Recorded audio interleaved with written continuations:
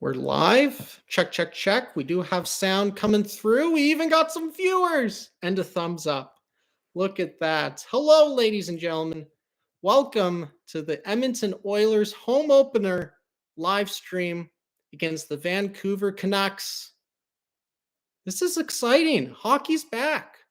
Hockey is back. I hope you guys were able to either catch any of the games last night.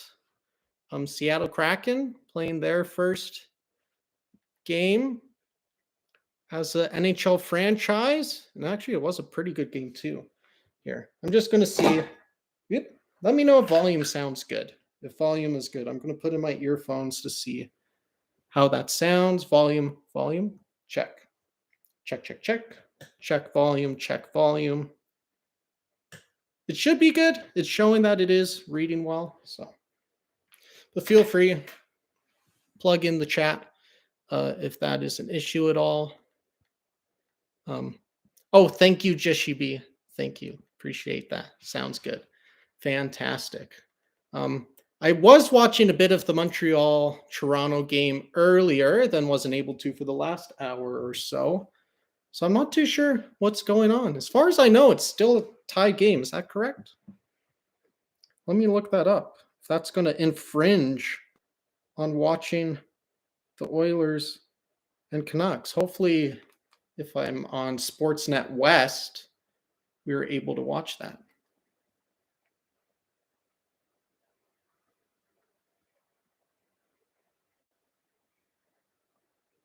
Toronto-Montreal game.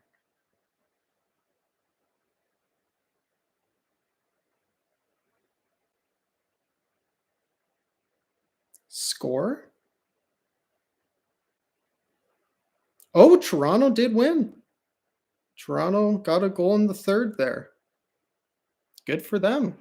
I definitely thought, like watching the first period anyway, Montreal definitely looked like the better team,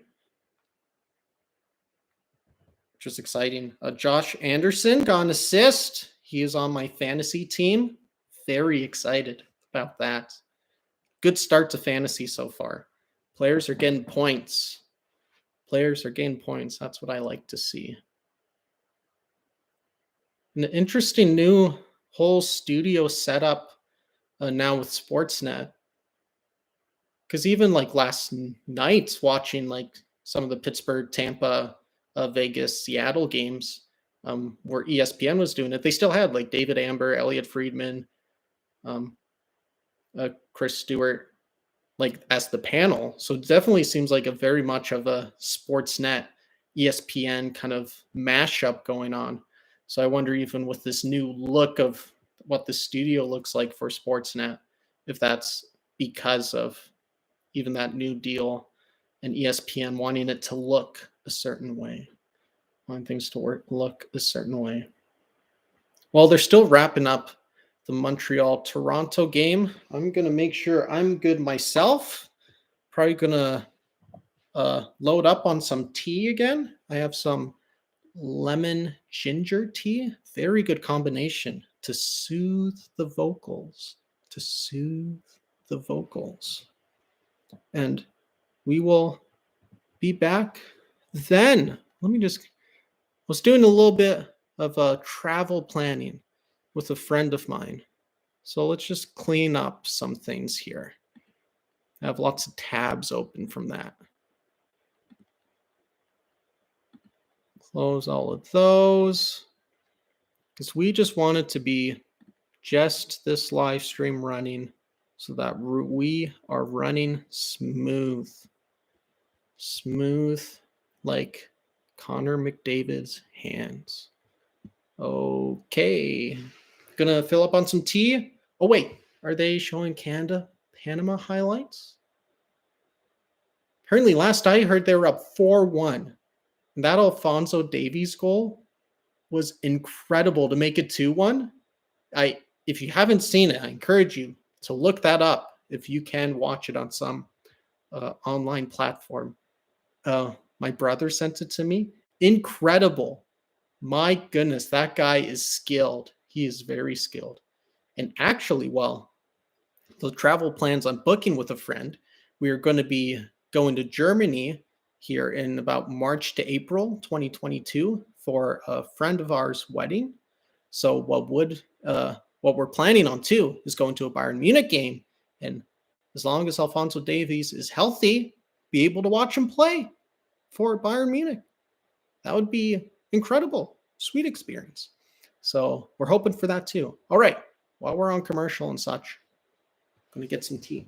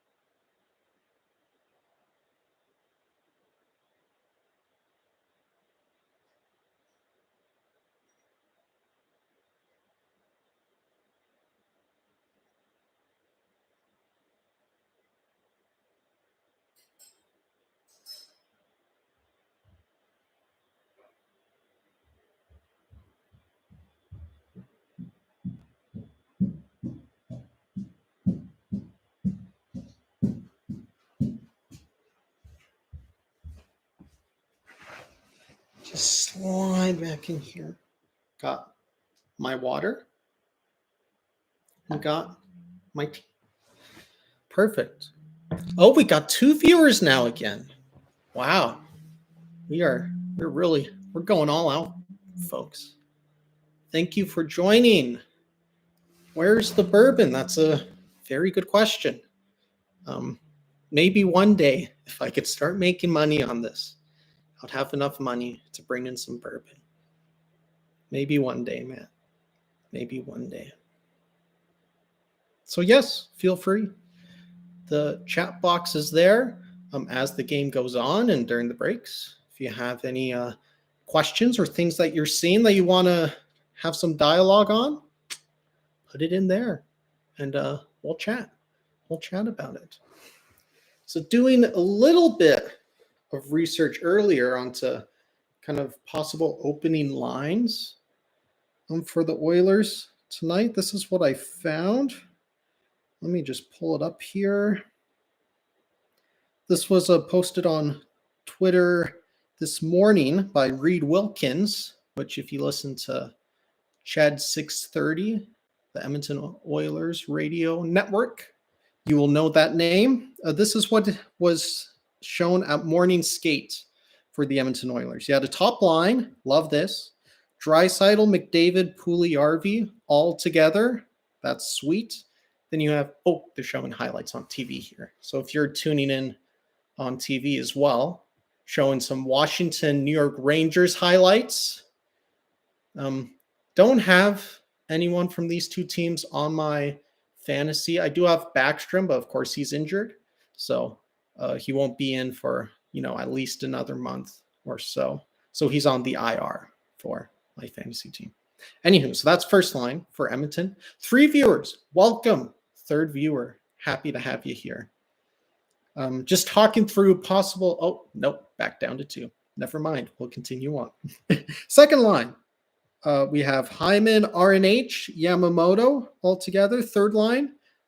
Fogle, Ryan, and Seaver, a recent signee from first had him on a PTO, Colton Seaver, and now signed him to a 1-year, $750,000 contract.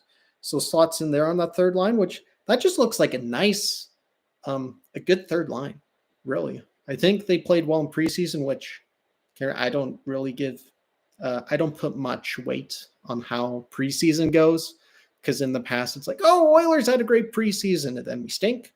Or it'd be like, oh, Ty Ratty lit it up that preseason with McDavid. What a fit there. Yeah. And then it ends up not doing anything in regular season. So I don't put much weight on preseason anymore. Anywho, and then at the morning skate for the fourth line, they had Perlini, McLeod, and Turris. So interesting there that Devon Shore isn't there. I'm not sure if there's health concerns there or they just liked McLeod over Shore for this first game. And then for defense, kind of another left out that kind of surprised me from what kind of expectations were. Will come on the third D pairing. But first you got Nurse Berry, Keith Ceci, and then you have Russell instead of Slater. Cuckoo! Which I thought he was kind of slated in that third. But again, I'm not sure if there's any health concerns there or not. Or they just like Russell starting off. And then Russell with Bouchard. And you have your Mike Smith starting out. He is on my fantasy team. Let's go, Mike Smith. So that was the starting lineup today. Oh, and it looks like Reed Wilkins does talk on Shore skated, but then I only took a screenshot, so it cut it off. So I'm sure he gave some great info there, but since I'm lost the site, I don't know. I don't know. You might have to do your own digging on that one. So yeah, still just waiting here for the Oilers, Vancouver Canucks home opener at Rogers Place in the Ice District, located close to the Stantec Tower, which, let me do a little research on that.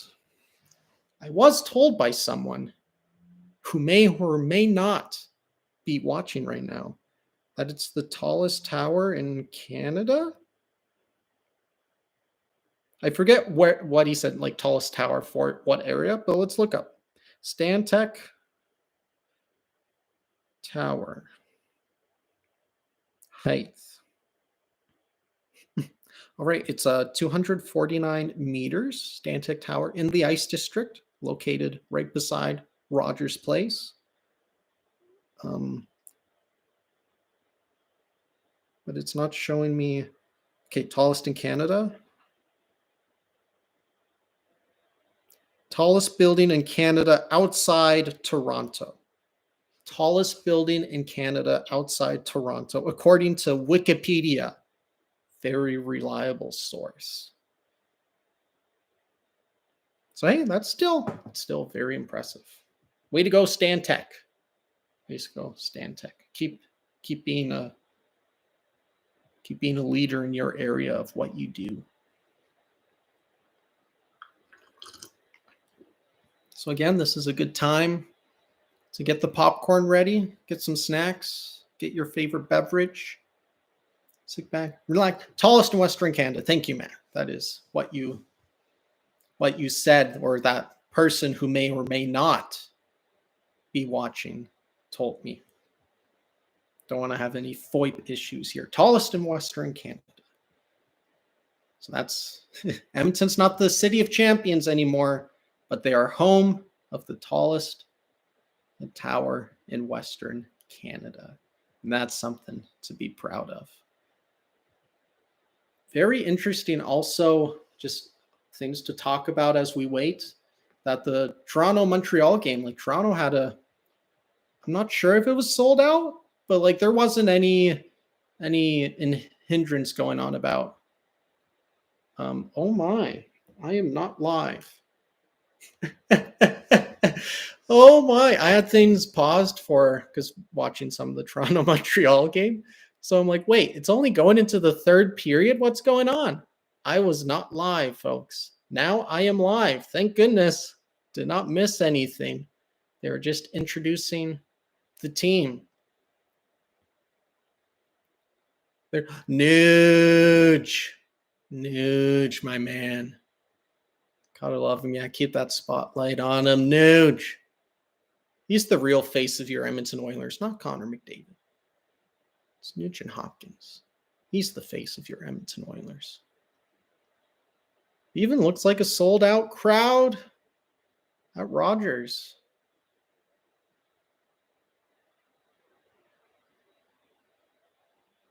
Oh, Shore. Okay, Shore's not playing tonight. Just introducing him. He's got a nice suit and tie on, though.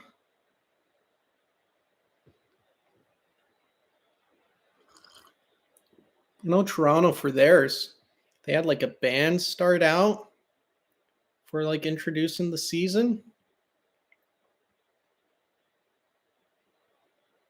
Cassian, good to see him up and walking around. For those who don't know, I'm just watching the game and then kind of will do a little bit of commentary on the game, just do a little bit of kind of my thoughts on what's going on. So it's kind of expected that you are able to watch the game as well, so that you can see all that's going on, because I'm not all the time going to do a whole step-by-step game play-by-play. So it's kind of expected that you are able to. But if not, hopefully I'm able to give enough detail so that it could feel like you are watching the game. There it is, the legendary Oilers equipment management team and all the guys working hard behind the scenes.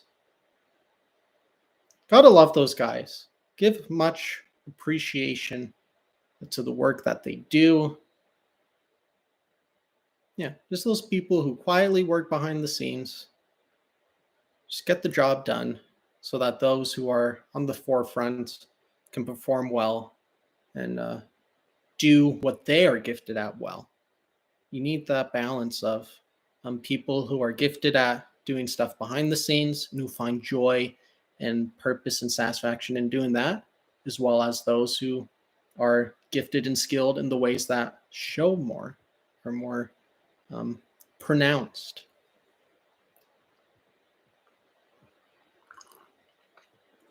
Yeah, got a lot of guys on the whole Edmonton Oilers team here that work behind the scenes. Might take a while to get through them all.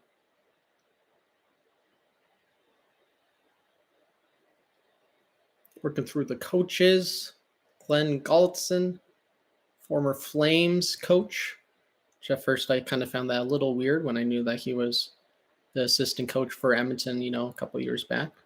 Jim Playfair, also assistant coach. Again, first found out about that he was a coach from his rage in the, I believe it was AHL, might have been junior hockey. That if you look up Jim Playfair online, that video will be very prominent. And then, of course, Dave Tippett. What are your thoughts? Do you think Dave Tippett is on the hot seat this year if things don't go well? So let's say things not going well is another first round exit. Let's say if that happens, do you think Dave Tippett is in danger? I don't know. What are your thoughts? If you want to put something in the chat about that, feel free to. If you just want to ponder it in your own mind, definitely do that as well.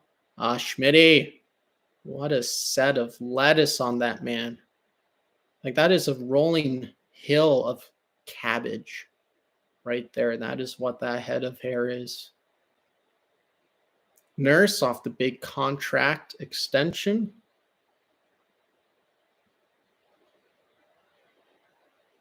Which, again, I think that contract, I think personally, it's going to look very well as the years progress and as the cap starts to slowly get a higher salary cap top. So that, as, good defensemen are getting paid more, Nurse kind of stays in that mid-pack. I think it'll be very good. Okay, we have a comment. Dave is only in danger if they miss the playoffs. Yeah, that's a fair estimate, because this year, like, there are big expectations. People are expecting them to finish second in their division. kind of around there, maybe even fighting with Vegas for top spot. And especially since Ken Holland was able to do moves that kind of can create more of his own team, definitely there is more pressure to perform better than in previous years. So we'll see. We'll see. This is only game one we'll be seeing tonight. There's 82 of them in a normal season. So it's a small taste of what the end of the season can end up turning into. National anthem. Please rise, everyone.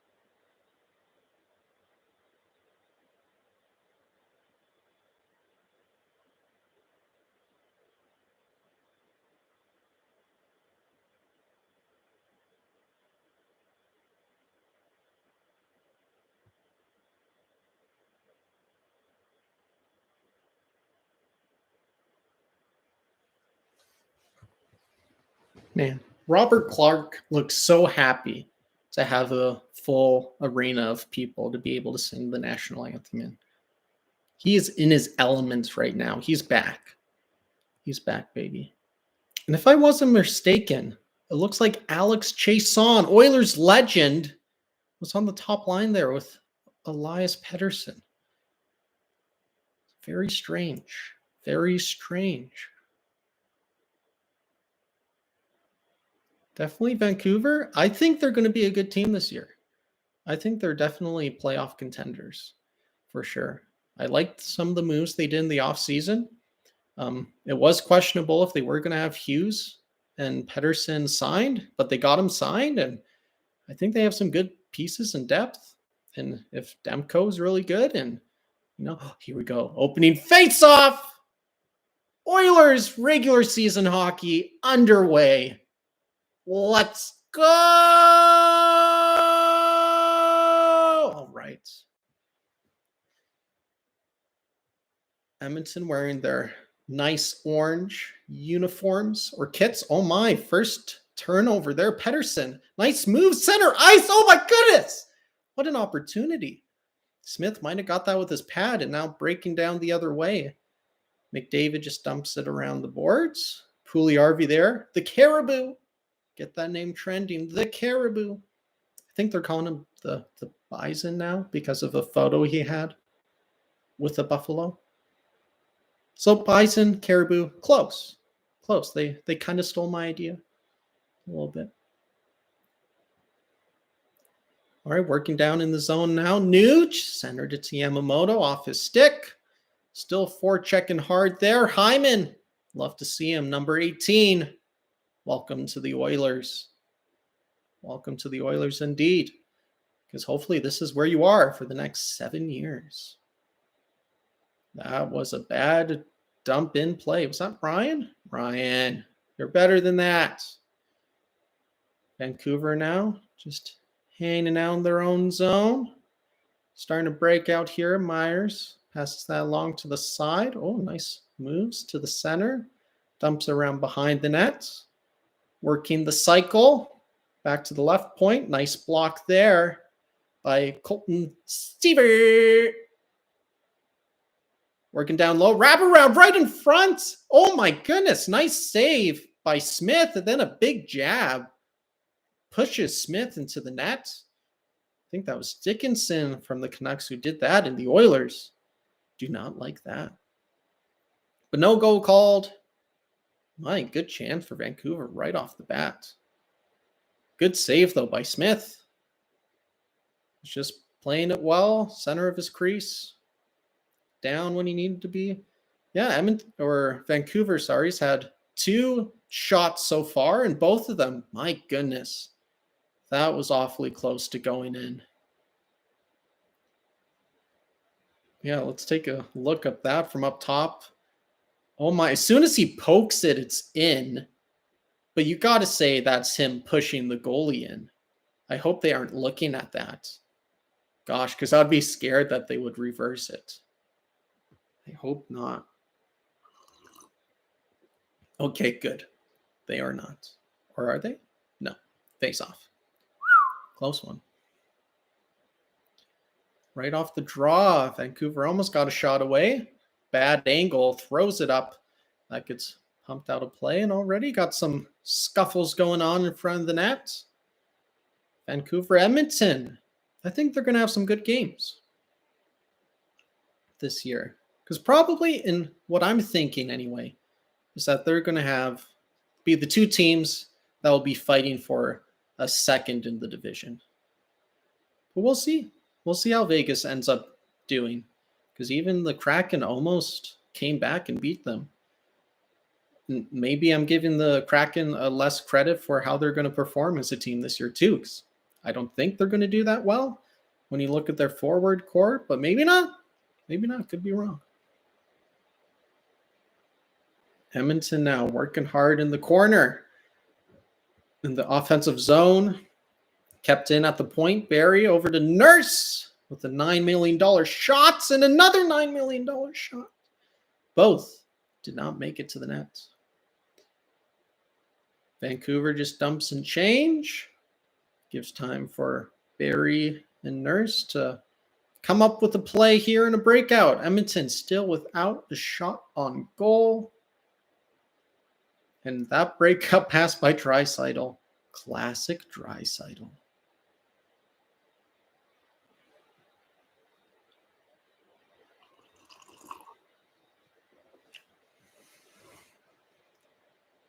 Edmonton kind of having trouble getting out of their zone. Now just Nurse skates it out. Dumps it in. He's been on a while. Get a change in there. But Duncan Keith wasn't able to get there soon enough after changing for Nurse. Comes out of the zone. Oh, McDavid coming in with speed. He wants something. Oh, my. McDavid just took down his man who crashed into the Vancouver net, taking it off. My goodness, McDavid took down Hughes. Kind of seemed unnecessary there, McDavid. A little unnecessary. Looking at a replay of that, yeah, well, McDavid was just trying to slow down. He's a speedy guy trying to slow down and just used Quinn Hughes to slow him down. Did the job. And got a face-off in the zone. In the zone. Oh, it looks like it is in the zone. Nice. It's like a classic NHL 14 move right there. Hit the defenseman into their own net. Get a face-off in the zone. Oh, here we go. Possible chance kept in. Wrapped around the boards. Going in. Man, like some of these numbers I'm going to have to get used to. I'm just not used to them. Oh, my Nuge jamming home. They're Hyman. No, Cece couldn't get it. And now Vancouver's kind of coming the other way on a bit of a rush. 2-on-2. Just sauced across. Now back behind the net. Keith gets knocked down. Come on, Keith. You're a veteran. Don't let him do that to you. Nuge. Just nice chip off the boards and out. Relieves the pressure, as in taking the cap off of a shaken Coke bottle. Shaken Coke bottle. Vancouver in their own zone. Quinn Hughes Backhand pass to his deep partner, which then it just gets dumped in. Smith behind the net, wraps it around the boards, gets to the point where they battle for it now. Ends up getting out Edmonton's third line on. Colton Seaver, dump and chase. Demko plays it around the net. Now turnover here. Edmonton has it again. Left point, dumped around, back behind the goal. Warren Foegele, I believe, is 37. We'll find out as the game progresses. I get used to these new numbers. Where's that? What, can I see? No, I can't see. Because really, there are quite a few new players in the starting lineup for Edmonton. Because you got 18 Hyman. That's a new number to get used to. You have Derek Ryan, number 10. You have Foegele, whose number is still a mystery to me. You have Perlini, whose number is still a mystery to me. Oh, no, that's Foegele, 37 Foegele. It just seemed like a Foegele number, you know, third line number, 37. That's a very third line number right there. A Seaver, 70. New pickup, which if he plays consistently on that third line, that's a very good pickup, I think. And if he plays well, that is too. Not just a body to fill the void. Oh, Pedersen. Look at those slick moves. Slick moves from the Swede. Oh my. Lots of room to walk in. How do you not score there? Very nicely done by Smith. Might have hit a body in front. Edmonton the other way. And Nurse taking bodies on the way back. Oh, nice jump up there by CC. Love to see that. Draisaitl tries to do a pass that has a low percentage on that for its success rate. Classic Draisaitl. I love to hear about that. Apparently, Dave Tippett, a couple days ago in a news conference. Oh, no, that was blocked in front of that one chance. But then the rebound went back to Smith. Anyway, Dave Tippett in a news conference was kind of when someone was asking him, you know, praising Draisaitl, made a really nice backhand pass. And then Tippett mentioned, you know, all the other backhand passes that he didn't make. Getting a text here. Take it easy on Dry. I'm sorry. Until I see that passing rate and turnover rate drop, and until I see that with my own eyes, I still have a little bit of a grudge against Draisaitl. Okay, oh, number 8. So that looks like Kyle Turris is in the lineup starting this year for Edmonton.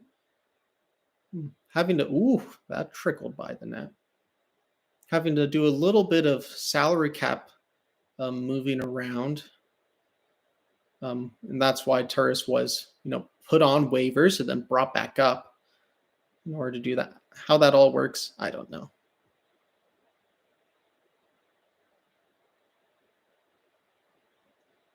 Pearson dumps and chase. CC throws it around the boards. Kept in on that far side. Horvat now. Still behind the net. No one really has possession. Edmonton now takes command of it here. Oh, Hyman! Wow, that is impressive. Wow. Wow, like, sure he turned it over, but that was impressive how he took it from his own end all the way into the offensive zone. I love that guy. What a value signing that has been. All right, about seven minutes in to the first period. Shots are 5-3 for Vancouver, according to Sportsnet shot counter. Edmonton has it. Second line out. Come on, Nuge. The first goal of the year belongs to you, Nuge. Nope, he's going off. And oh my, Barry couldn't keep it in. So now Vancouver's rushing up. Shot on, blocked, but rebounds there. Goes high and wide. Warren Foegele couldn't get to it. Ooh, deflected, still in front of the net, bouncing around. It's happened second time already this shift. Vancouver keeps it in. Shot from the point, deflects wide. Now Derek Ryan has possession of it. Given over to Nurse, to Barry. They'll just do some passes back and forth until new line comes out, and they can hopefully start a breakout.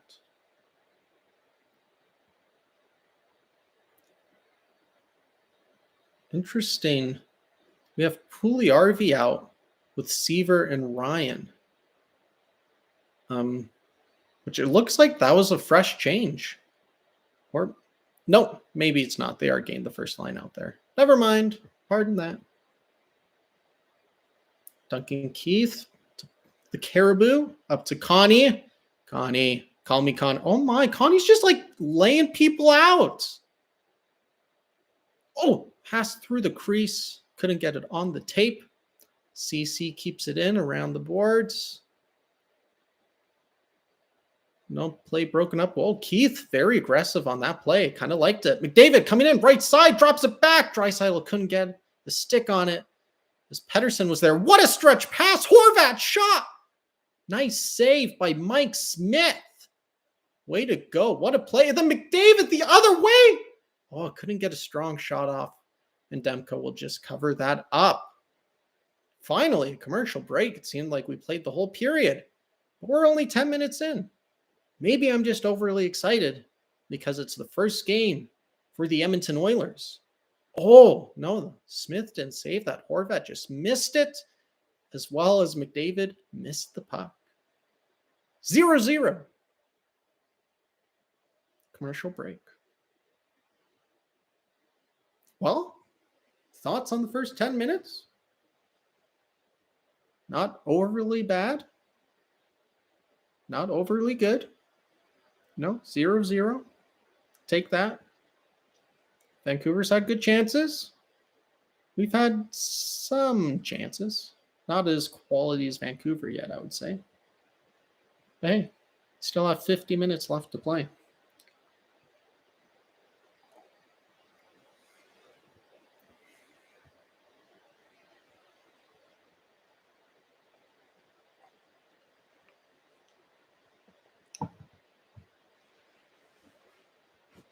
Yeah, so last year, when I started doing this, kind of, I guess it would have been kind of January 2021, I wanted to do live stream like I am now, but I didn't have my MacBook that I'm using now. I only had an iPad. As if, those aren't good. They are good. Anywho, I had an iPad. So when I went to like stream, kind of the requirements where you need 1,000 subscribers. So it's like, oh, yeah, we'll see if that ever happens.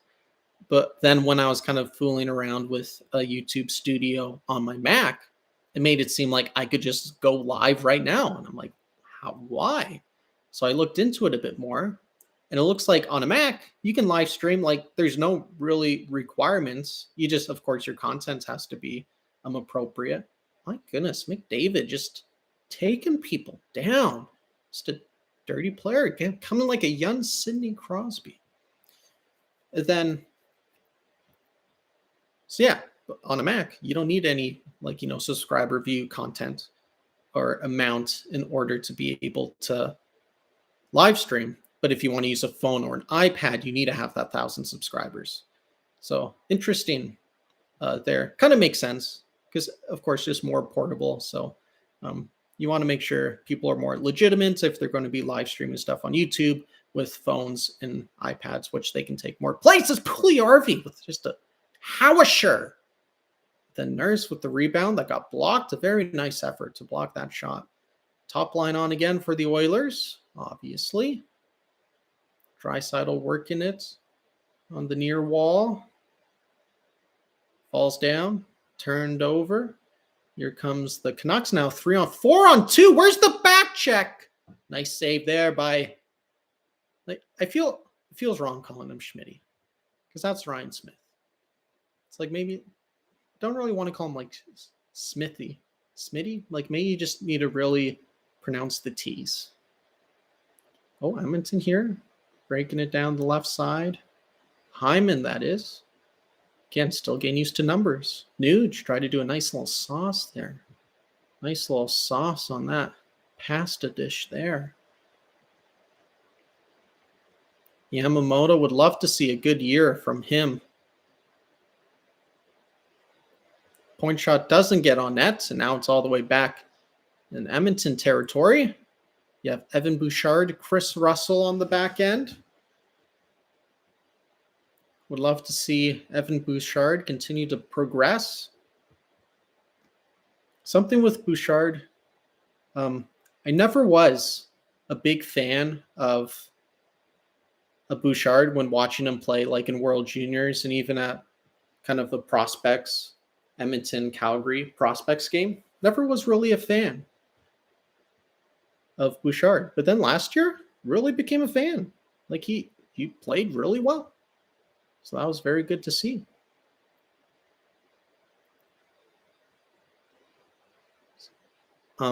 Have some fake news going on in the top chat by a guy whose name I do not know. So thank you for your honesty, though, if that's what you think. Thank you for the honesty.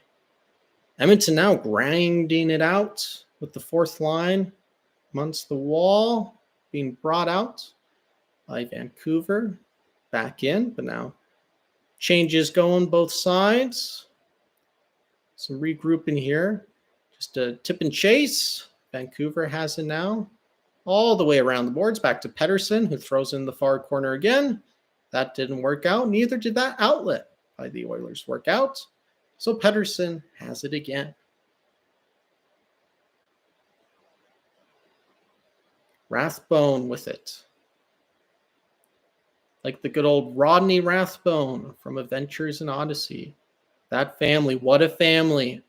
Rodney Rathbone. I forget the dad's name. We'll just call him, Bart. Bart. Bart and Rodney. Like kind of, Adventures in Odyssey kind of ruined those names for me. Oh, backhand in front by Seaver. Covered by Demko. And Fogle took a little bit of a jab at it, but kind of tells Demko, no hard feelings. Didn't mean to do that. Hope you're all right. And they're showing the Caribou. What a clapper. What a clapper. Almost got it above that right pad there, between pad and blocker. Going back to commercial break.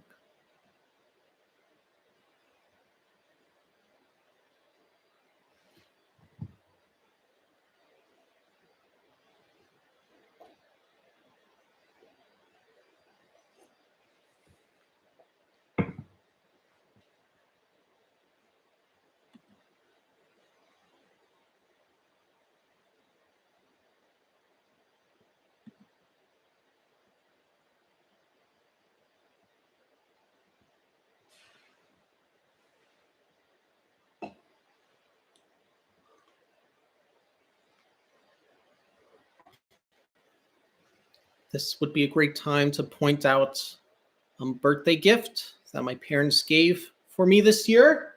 Nice Edmonton Oilers luxury plush blanket. My brother has it as well, which he says is very soft. Very soft. So looking forward to using it at some point. So, let's get this more in view there. That nice 93 right there. Get that so you can see it.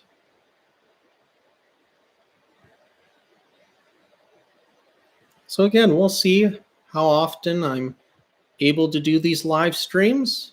All just depends on if I'm around, if I'm available, what's going on with the fam and in my life will depend. Hopefully we'll be able to be back to do the Oilers Flames game this Saturday. Yeah, always fun just to watch Oilers Flames hockey. And then just to be able to kind of share my own commentating on and excitement on those games with others. It's just a bonus.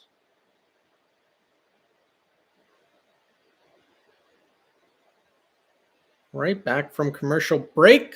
Draisaitl with it. Tries to throw it on net. That hits some bodies. Doesn't make it through. Pettersson. Look at that. Just so slick. So slick. Dumped in. Ooh, weird bounce off the boards. Draisaitl with it now. Skating up ice. A little move here and there. Yep, he falls down. Didn't work. Smith with it. Nice pass to Barry. Up long, second line out for the Oilers now. Yamamoto, that's it. Yammer throws it to the net, cleared by Demko. Yams gets it back, tries to throw it out front to the center, ends up going all the way down. You know, when those plays happen, it's all right because Smith has it. So you know he can make a good outlet pass. Oh, Hyman! Nice shot and a good save there by Demko, blocker side. Trying to keep it in is Edmonton, but now Vancouver gets it. Tries to throw it to the point. Too fast for the oncoming D-man. Couldn't keep it in. So now Vancouver will just regroup as some lines get changed. Shots are even now, 8-8. It's always a nice thing to see. Doesn't necessarily mean how the game's going, but still nice to see nonetheless. Not offside. So here we go. Fourth line out. Comes out of the zone, though. CC with the fake dump in. Turris couldn't control it, though. Then Perlini, new addition there, was fighting for it. Which I almost wish I didn't know that Perlini had a really great preseason, because then that gets my expectations up for him. Because again, it could be a Ty Ratty thing. Great preseason, awful regular season. And I sure hope that's not the case. But again, I don't want to get my hopes up in case that does happen. Again, I take preseason with a grain of salt. Ooh, nice. And hand-eye coordination there by Ryan. In the corner now is Seaver. Vogel in front of Ryan. Seaver had a rebound opportunity. Demko there to make the save. Great chance. Great chance. Can we get a better angle of that? No, we're going to show the Hyman walk in snipe. Oh, it was off the stick. Off the stick of Demko. Would have been close. Oh, Seaver. He maybe did a little dusty backhand toe drag, top shelf. But who's going to pull that off? Only the greats do that in those moments. Words pops out, rebound, quick thinking, where they can pull off something great like that. Edmonton gained some good chances there at the end. So let's hope this can keep on going. We have a commercial of someone skydiving, just casually getting their parachutes, casually gain instructions. Some animated child pulls the chute for them. And now we're skydiving in a circle. That's nice. If only skydiving was that easy, where everyone did things for you. I guess if you went, buddy skydiving.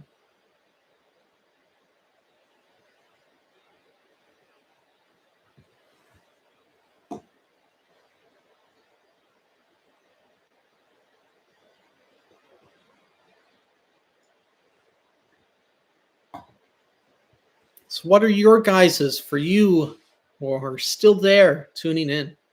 What are your guys's for our division, Pacific Division? What are your thoughts on who will be top three in our division? Feel free to share that in the top chat, or again, just to ponder on it if you haven't done so already.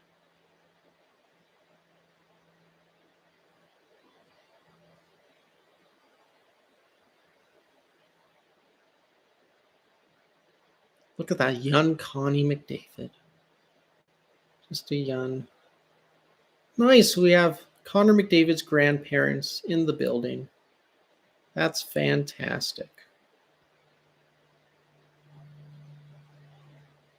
We have Knights, Oilers, Kraken.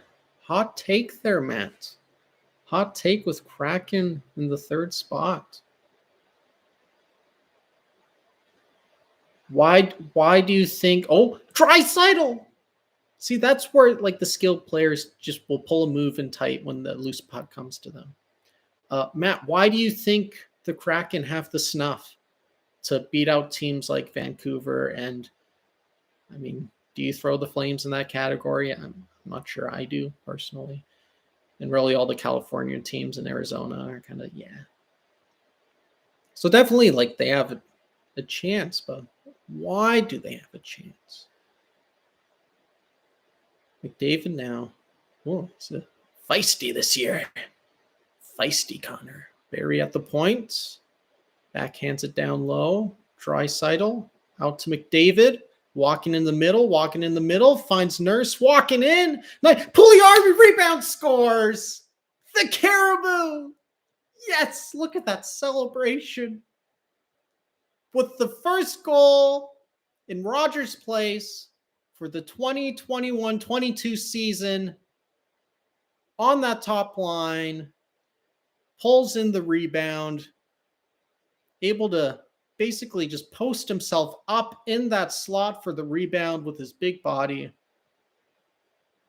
It's fantastic.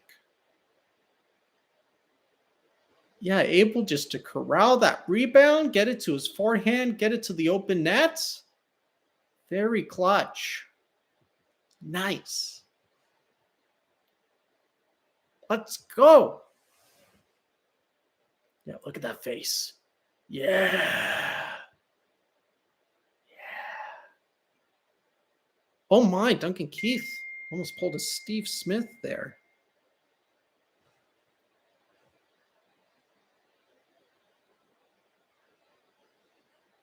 Second line out now. Yeah, man, if we could keep that first line together, if the second line can do well enough without having Draisaitl on it, that would be lovely. That would be lovely. And again, I think it can. I think it can. Let's get a goal to prove that hypothesis. Prove my hypothesis, Nuge. Yamamoto. Working hard. That's why I like to see Yams. Yammer. Bouchard at the point. Shoots it towards the goal. Goes wide. Yamamoto gets it back. Tries to throw behind. But hits a skate. Comes to the middle. Which now it's cleared by Vancouver.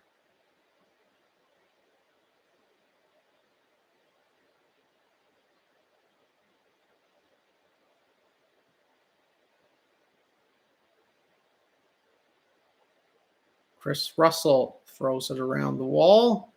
Ooh, bobbled there by an Oiler player. Now coming in, nice. Ooh, helmet save by Mike Smith. Very nicely done. There was a little bit of room in that top corner. Would have been a snipe for sure. But Smith, up to the task. Makes the save. Now Vancouver's trying to make another similar rush. Just throws it behind the net. Gets his own rebound. Nice save by Smith. With the glove, quick reaction there. Quinn Hughes at the point now. Tries to get a shot pass there. No one able to get the stick on it. Vancouver applying some real hard pressure here. Ooh, that was a bit of a hit from behind there. Edmonton now gets it cleared and chases it down. Warren Fogle on the case there. Now we have top line back out for Edmonton with 38 seconds left in play. Definitely just want to go to the locker room with the lead. But hey, if you can get another one here as McDavid has a rush. Trying to corral the puck. Can't do it. JT Miller backhands it out. Yes, ooh. Good thing Pettersson didn't get that puck. Could have had a break. 15 seconds left now. Fans already leaving to get their second round of beers. Lumaikin, it's probably their fourth round of beers. Which I wonder if that is a thing. I wonder if they are limiting alcohol as they have been in prior weeks at certain events. If they're doing that now for NHL games. All right, that's the first period. Matt responded. Everyone will underestimate the Kraken. Each player wants to prove that their old teams made a mistake by not protecting them.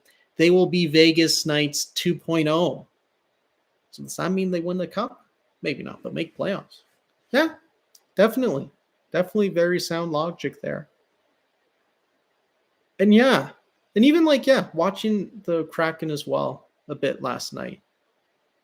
That's very true. There's got to be some sort of mental change from when you are playing on an established franchise to playing on a new franchise.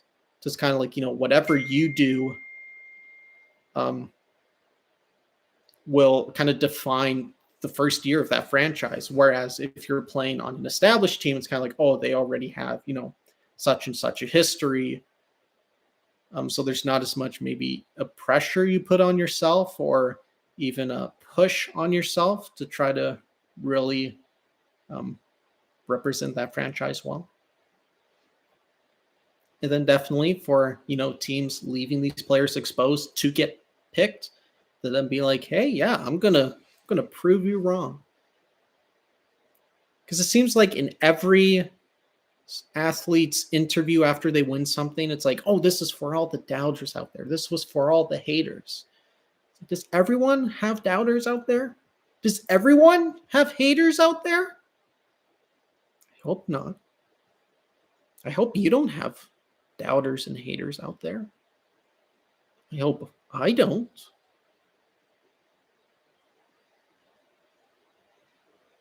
Right, so now intermission time. What are we going to do for that whole time? I don't know. My parents are my biggest doubters. I'm sorry to hear that, man. But does that push you on to prove them wrong? Is that the aims of all your life's work now? Is to prove your doubters wrong, to prove your parents wrong?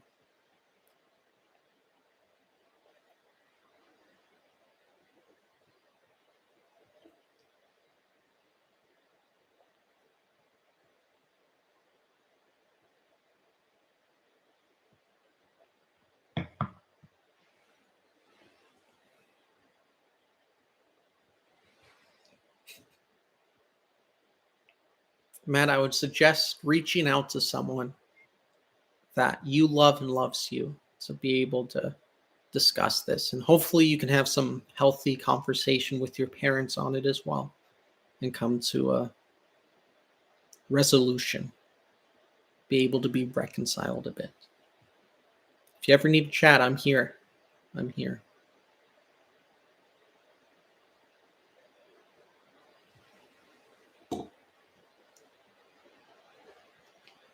Righty, I want to turn this up. They have Cabby's back.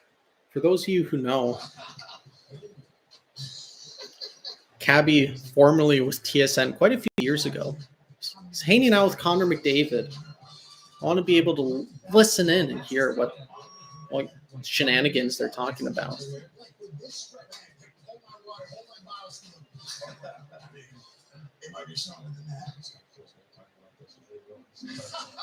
After a big win, I can hardly sleep. After a big loss, where I fall asleep. Sometimes you have a show. Right, I mean that's impossible. He doesn't listen there. No. You got a good arm, huh? This is very All right, let's begin on 3, 2, 1. Looking forward to watching that in its entirety as Cabby is back in Canada and he's with Sportsnet and on Hockey Night in Canada. You can see that feature on Hockey Central beginning at 6:30 Eastern Time. Oh, it's just showing a trailer for a feature. It's not actually showing that interview now. Interesting. Maybe you get to see the fun side, the more personal side of Connor McDavid. As Cabby can bring that out of you whether you like it or not.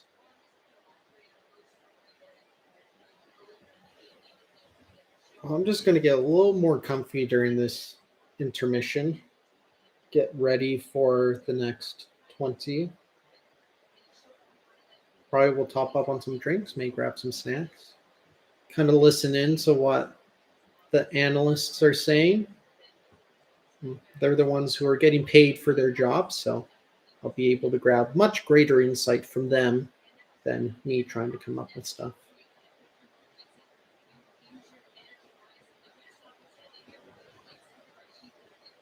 which I do have my hockey sticks with me here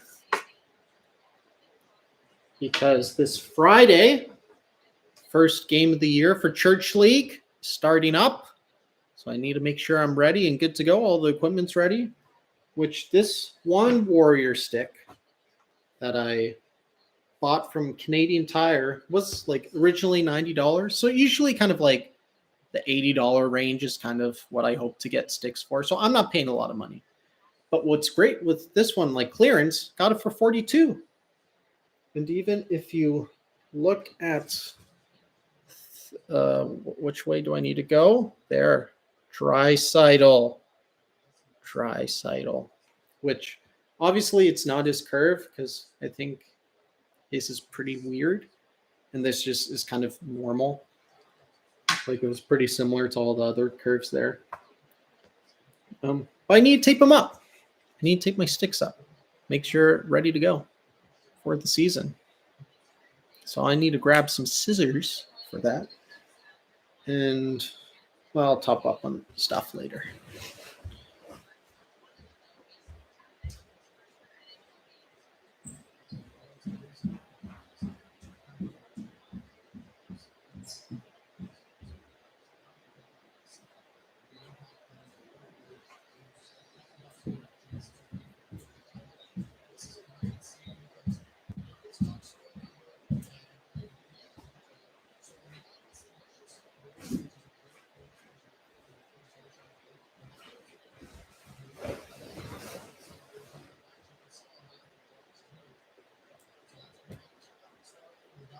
John Gibson's doing his thing, shutting the door so far. That's the this one. You know, if you talk the way that Gibson talked about his teammates, you have to. And you have some news? Yeah, just a couple things going around the NHL tonight. First of all, New York Islanders have reached a contract extension with the defenseman Ryan Kulak. It's an 8-year deal. It's $49.50 million. My goodness, all the 8-year deals. Contract was supposed to be a UFA. Also, Cam Newton, in a conversation with the Boston media, he said that they are working on a contract extension with Charlie McAvoy. If this is an 8-year deal, and I do believe they are looking at an 8-year deal, it is going to be a big number. I like it. The suspense. Yeah. Like what number?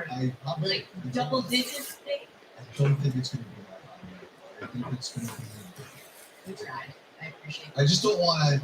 If I get it out there and I'm wrong, Kevin's not going to let me forget it. So if you get it wrong, the number, you got to get Boston Bruins tax.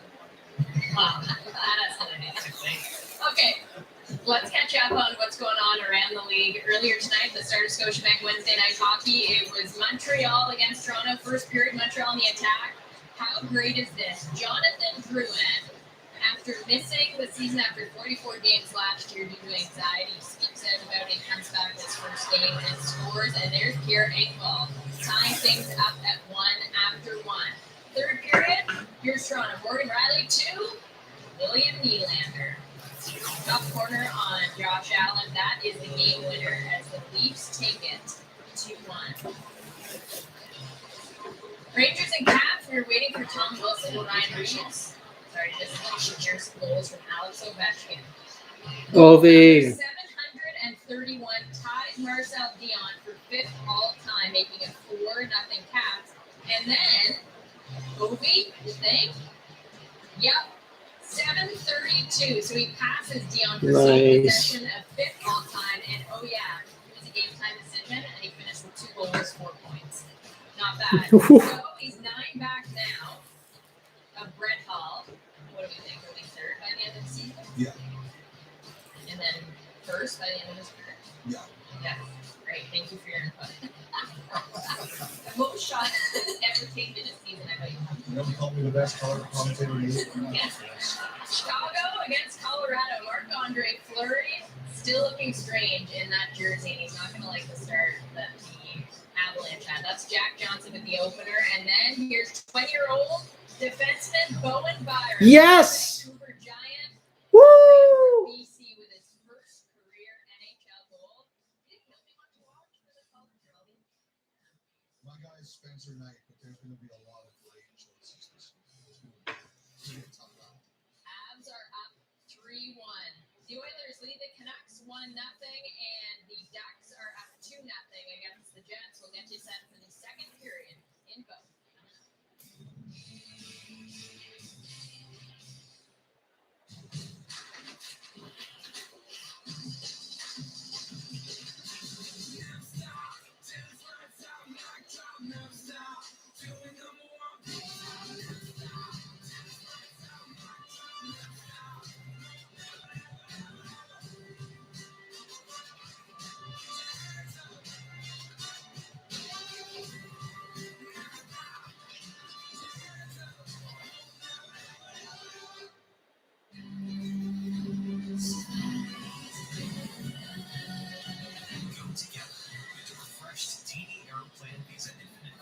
Share free first check bags for anyone up to 8 travelers. TD is ready to help you move forward. At ChampionCity.net, we know how to build you the best casino. So you can do amazing things with just one chip. Our table games are home to perfection. We have over 500 online slot games, all designed for excitement, including the world-renowned progressive jackpot slot Mega Moolah. Play for free at jackpotcity.net today on your tablet, laptop, or mobile. Jackpotcity.net. Casino games perfectly made for you. Great to have you here at Tim's Innovation Kitchen, Chef Linton, and we're going to be talking about our new fresh wraps. Welcome back, viewers. Moo to you as well. Just taping up a stick here. Church League hockey starting this Friday. Got to make sure all my gear is ready. We've got our Southwest, our spicy buffalo. Give it a try. If you're in Yeah. Not really too much talking going on in this intermission. It's a good time to top up on drinks, food. I'm just kind of listening into what the analysts are saying, looking at what's going on in the rest of the hockey world tonight. What are your thoughts, if you're able to, on your device? Use the chat bar there. What are your thoughts on how the first period went so far? Third and fourth lines look better than last year? Yeah, definitely. I agree with that. They just seem like solid lines. Like when you look at the players who's on them.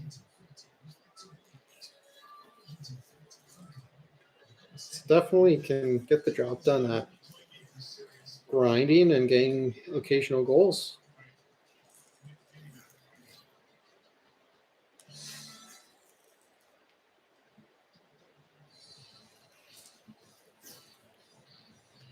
Yeah.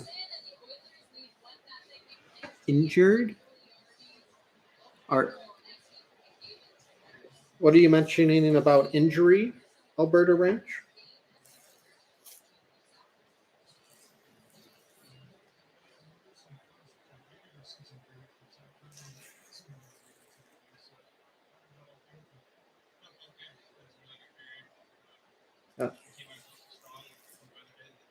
Never mind. There it is, Hyman. What a beauty.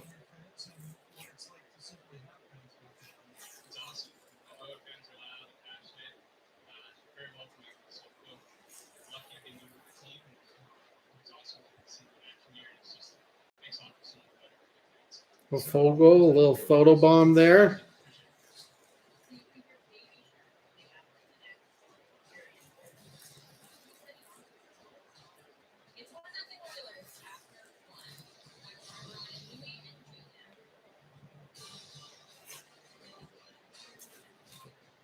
Yeah, speaking of goal sounds, I'm sure the guys at Oilers Radio are needing to come up with a couple of new Oilers goal songs this year.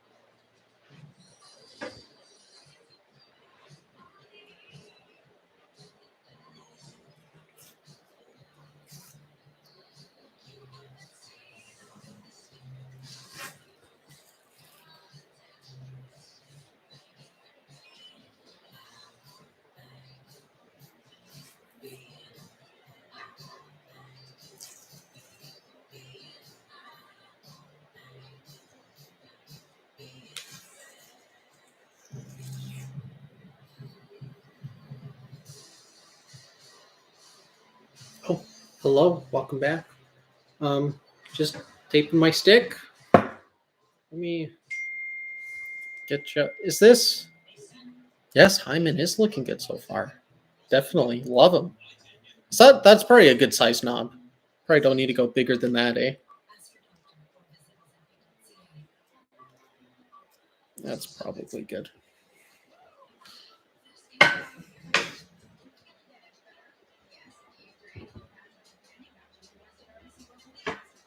We will snip that there.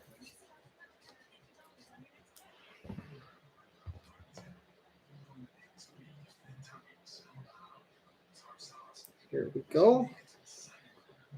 Then had that good. And then to add some extra, just pressing down the new tape, I will use a game puck I got when I was a goalie back at like the age of 14 years, which coming up here will have been 8 years ago. Got a game puck, goalie for rec hockey. Still have it in this fun league bag, and we will use it for some special touch on my sticks this year.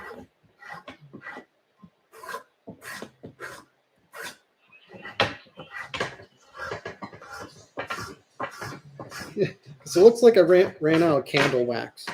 That's what I used for the longest time. I had like one candle used for my tape. But ran out. Must have. There's none left in my bag. So we'll just use a puck to tamper things. More tamping. Ooh, game action starting soon. After the rest of this tape job will have to wait. Ooh. Even just using the stick adds some nice color too.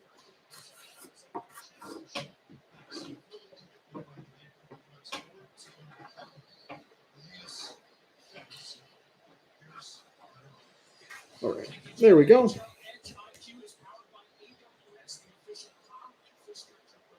Who's? Oh, they have Hunter Ryan calling the game. Mute that again. Get ready. Alrighty then, indeed. Here we go.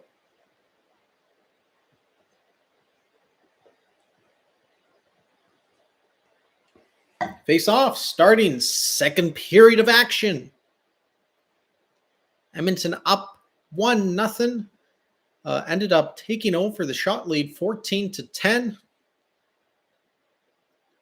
And Nurse now gets it up the boards.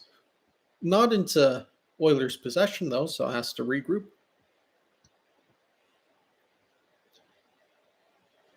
Connor McDavid.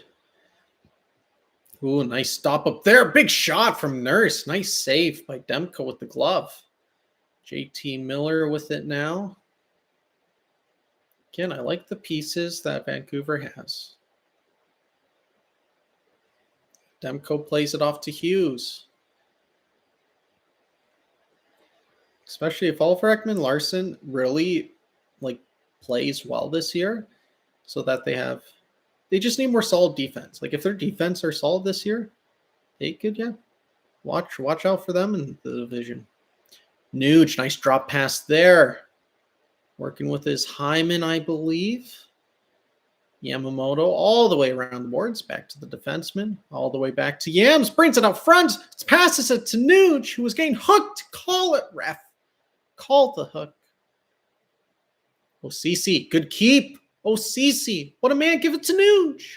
Back in front. Keith, walk in. Oh. Nice cycle going on here. Yamamoto. Working out it down low. Back to the points. Across. Oh my, that could be bad. Okay, thank goodness. Thank goodness.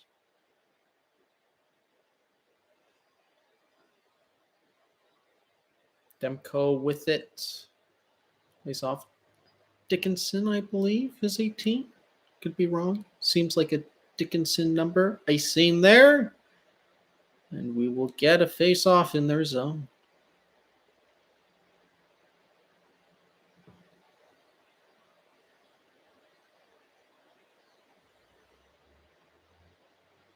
What line is Dave Tippett going to put out there? Got the third line out, which actually had some good chance. Fogle can't get a shot through. They had good chances first period. Looking to do some more of the same wraparound. Demko was there with the pad. Oh, are they going to call that? Good. No call. Because I didn't think it was a call, but it could have. Whenever a guy falls, they can make a call. And I, with no rhyme intended, no poetry meant to have happened. There. Oh my, Smith way out. Oh, Russell takes a hit to make some play. What a team player. Russell, team player. Hughes behind the net.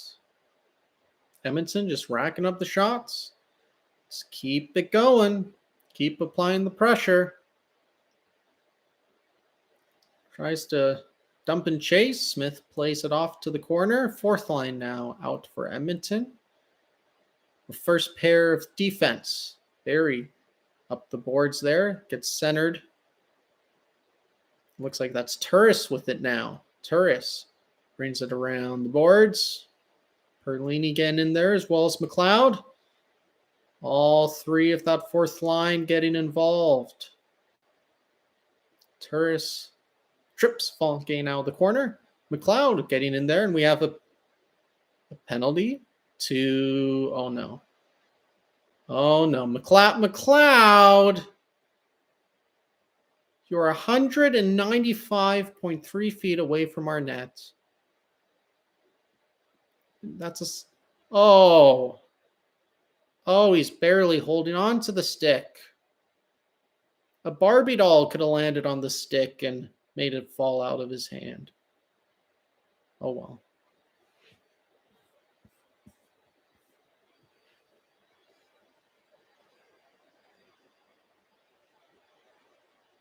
Get to see the special teams. Get to see the penalty kill in action. Which even lots of those acquisitions we made. Oh my. Okay, let's calm down. All of them can basically play on the penalty kill. Nice block there, Nurse. Nice way to block the pass. Pedersen. Yeah, don't want him to be able to get a good shot off. Couldn't corral it at the points. Out of the zone. Very nice. Get a change. Like, yeah, Brandon, Ryan, Fogle, Seaver, Hyman. They're all penalty kill guys. Like, I'm not sure if Perlini could be a penalty kill as well. So we have lots to complain. Nuge. Yeah, come on, Nuge. Don't block that, Nuge. Don't want to get hurt. Don't want to get hurt, Nuge. Out of the zone once again. Power play 5 seconds from being half over. Or half full, depends on how you look at it. Cleared all the way down the ice. Oilers fans like that.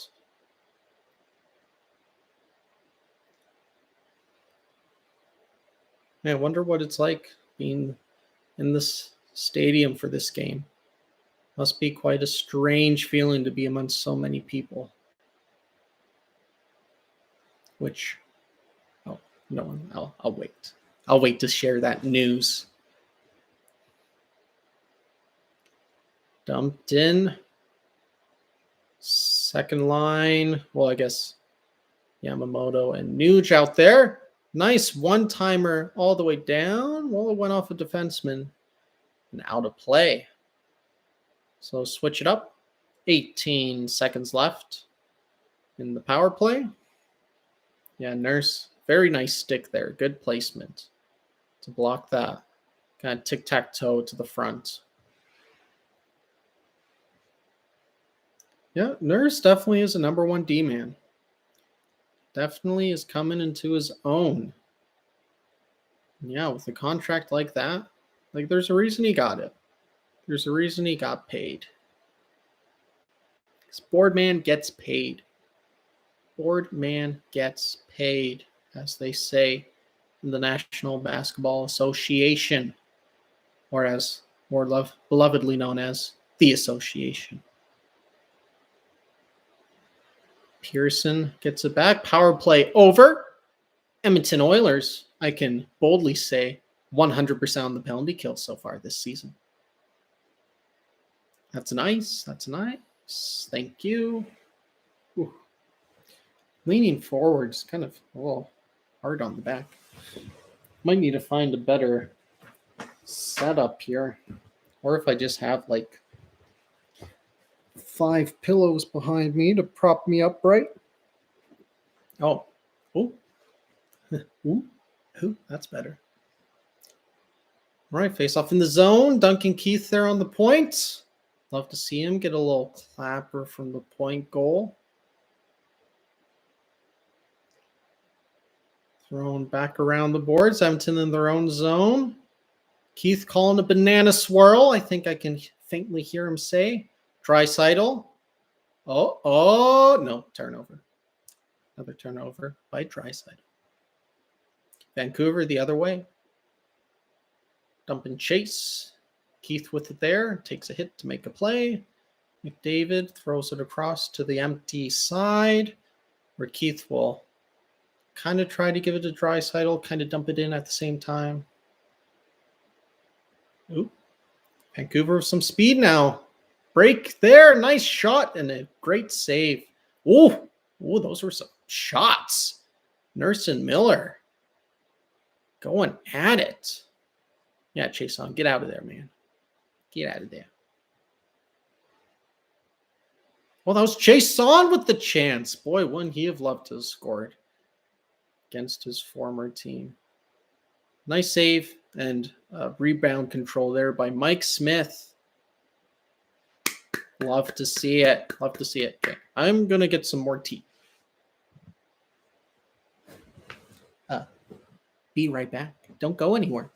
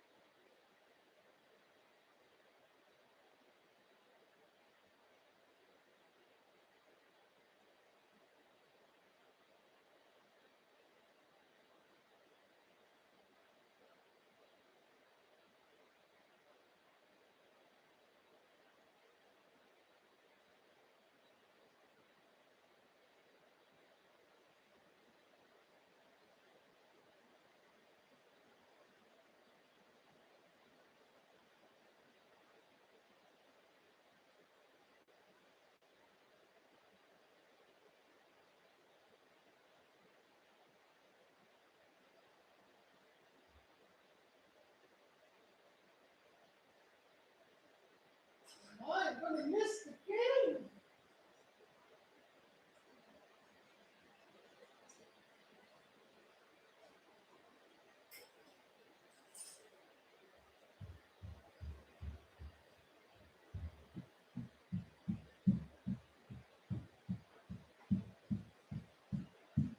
What did I miss, folks? Just a deflected opportunity. Okay. That's fine. That's fine.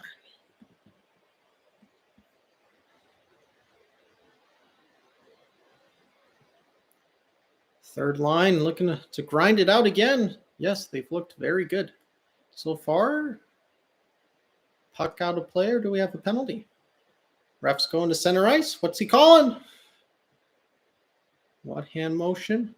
Oh, cross-checking. Apparently they're cracking down on it this year. I don't know. What do you think? Should that have been a cross-checking penalty? The guy just at least in that slow-mo, kind of just looked like you're battling for the puck.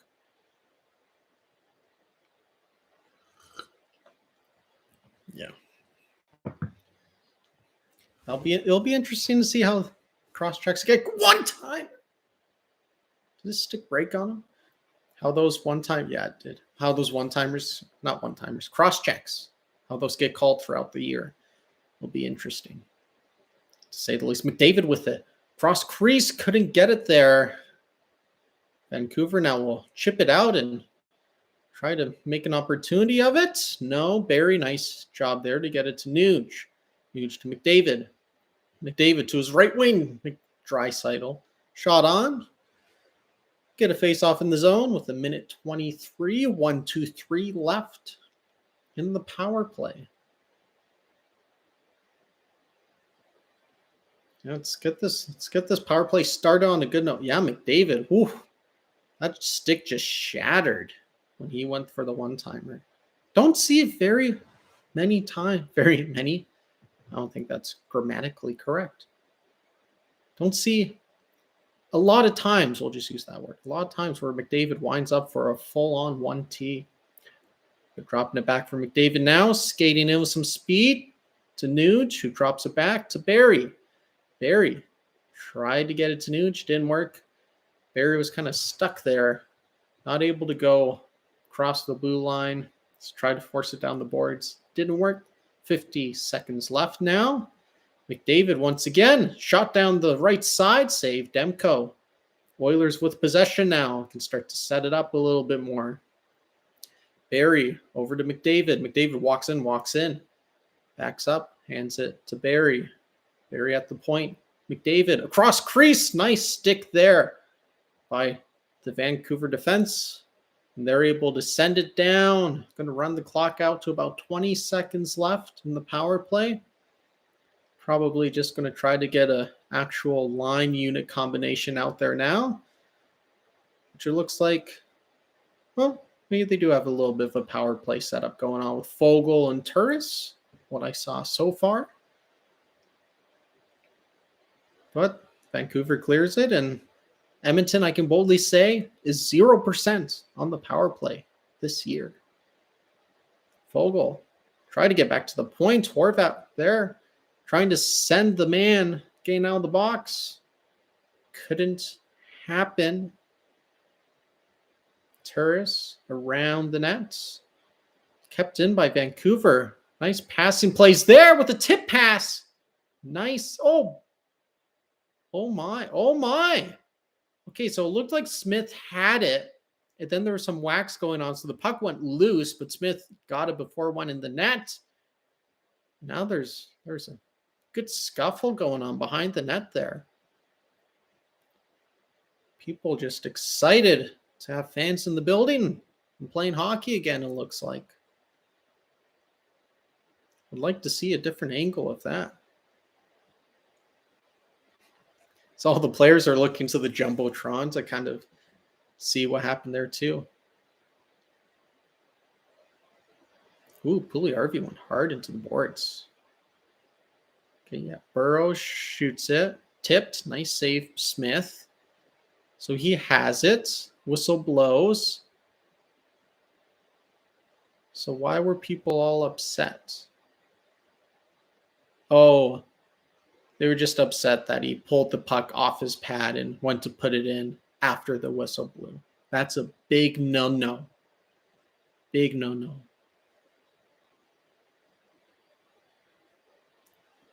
After the face-off, Edmonton takes possession after what was a bit of a scramble draw. Oh my, but Keith, where's the puck? Looks like it's back in the Oilers zone now. Keith was, oh my, Smith almost misplayed it. So Vancouver kind of still has possession. Edmonton trying to get it out. Gosh, that could have been bad. Hyman, nice outlet. Oh, nice outlet. Breakaway. Here we go. Shot. Nice save. Demko on the glove. Yams. That Yam got deep fried on that one. Great opportunity for him from, Pettersson. Almost causing Smith to get caught hot dogging. And then Yamamoto, which really was a good attempt on that breakaway. But Demko was there. So you got to give him kudos for that save. Already halfway through, basically, the second period already. Oh, trying to pass in front to Draisaitl. Doesn't go. The Caribou working hard. Love to see it.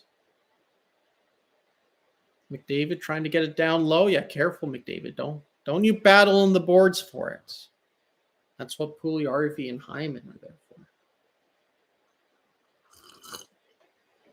There's back to Barry. Sends it around the boards. McDavid out with some speed. He's looking excited. Oh, nice save. Demko with the pad. McDavid trying to go low, far side. After some fast movement. Connor Garland, I believe that is. Very nice acquisition by the Canucks, if I don't say so myself. Just kind of weird that you'd say if I don't say so myself, because I am saying so myself. So I don't know. At the point shot, nice save, Smith. That was a speedy shot. Oh, cross crease, Smith there. Oh, and then he gets the rebound with his pad as they try to tuck it home. Mike Smith with some incredible saves. Edmonton just has to get it clear here. Oh no, Draisaitl in our own end. That's not good. Here comes Vancouver the other way, still applying some tremendous pressure. As Jim Houston would say, an NHL 06 after you've been in the opponent's end for about 12 seconds. Approximately 12 seconds. Wow. A good shift for the Canucks, but a better shift for Mike Smith. Made a trio of saves. Made a clubhouse of saves. Edmonton now applying tremendous pressure here. Back to the point. Shot doesn't go through. Teeing up Bouchard again. Nice block. Reminds me of a young Jay Beagle laying out his body for the block. Canucks legend Jay Beagle. Hope he's able to enjoy Arizona for the years there. Who knows? Maybe he ends up getting dealt during the year to a contender who wants that experience. Oh, nice save, Smith. Of someone who's won a cup, who can play the penalty kill, win faceoffs, shut it down. Who knows? That would be great. But we'll see. Oh my, he was really teeing that up at the point, but fluffed on it. Fluffed on it like it was cotton candy. That was cotton candy fluff right there. CC with a nice out.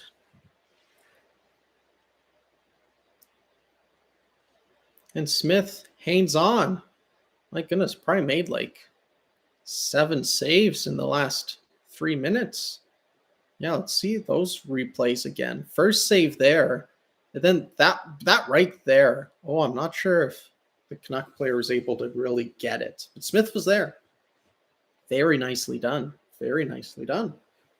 I like how this is going. Vancouver has had some times of pressure that definitely they could have scored. Definitely could have scored on. But overall, I think Edmonton has had the advantage. So let's just keep going, keep playing hard, and grind it out. That's what we need to be able to do. Grind out victories. Excuse me.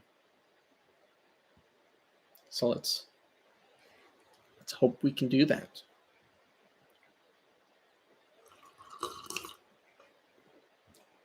This time for tea, instead of the lemon ginger, that tea bag was going a little, if I use the tea bag twice, that's pushing it. Like I'm being cheap if I'm doing that. So now I got a new tea bag, and it's the orange mandarin, which sounds a little redundant if you ask me. Orange mandarin honeybush tea, which is quite a delightful tea. Let's get some honey in there as well. Ooh, creepy TV commercial.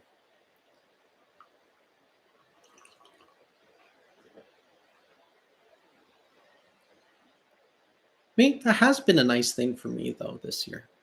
I'm not, just not being out as much due to circumstances we all know with COVID still being quite present in our society. Not seeing as much Halloween stuff. That's fine by me. Fine by me. Yeah, Smith, 21 saves already. Oh, yeah, that one right off the noggin. Just got a comment from my brother. What is he saying? Yeah, 2.2 mil is too much for CC? Yeah, no. I don't think so. He was like a plus 17, I heard them say this year. Something like that with Pittsburgh last year. That's good. That's very good. Oh, wait, Smith? Oh, never mind. That's Smith, Mike Smith, 2.2. No. I think more so the question would be like for next year. Oh my, Vancouver still applying pressure, right? Going after the break. Yeah, that's right. CC's 3. Oh my, we have a scrap? Is that Seaver? Seaver down there? What the heck is going on? Ooh, well, that's what's going on. Duncan Keith has a... What happened there to Keith? He's leaking. He's leaking from the head. He's going to need some repairs there as he heads down the tunnel. Myers. Oh, just with a huge hit on Keith. My goodness. Yeah, way to go, Seaver, for going after him then. Yeah. My goodness, that was a little bit on the head. Yeah, Keith just bounced back up. Are they calling a penalty on that hit?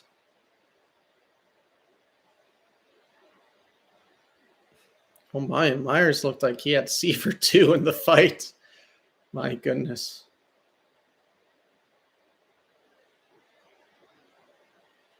We'll see if it ends up being just the fighting majors for both of them. Because that hit definitely did catch Keith in the head. Obviously, for his visor to catch him and kind of cut the skin, cut the epidermis, get some leakage there. I don't know. Is that a dirty hit? What do you guys think? Or like, is that a penalized hit? I don't think so. Wait, Canucks have a power play? My goodness. Apparently you can't defend someone without paying for it. My goodness.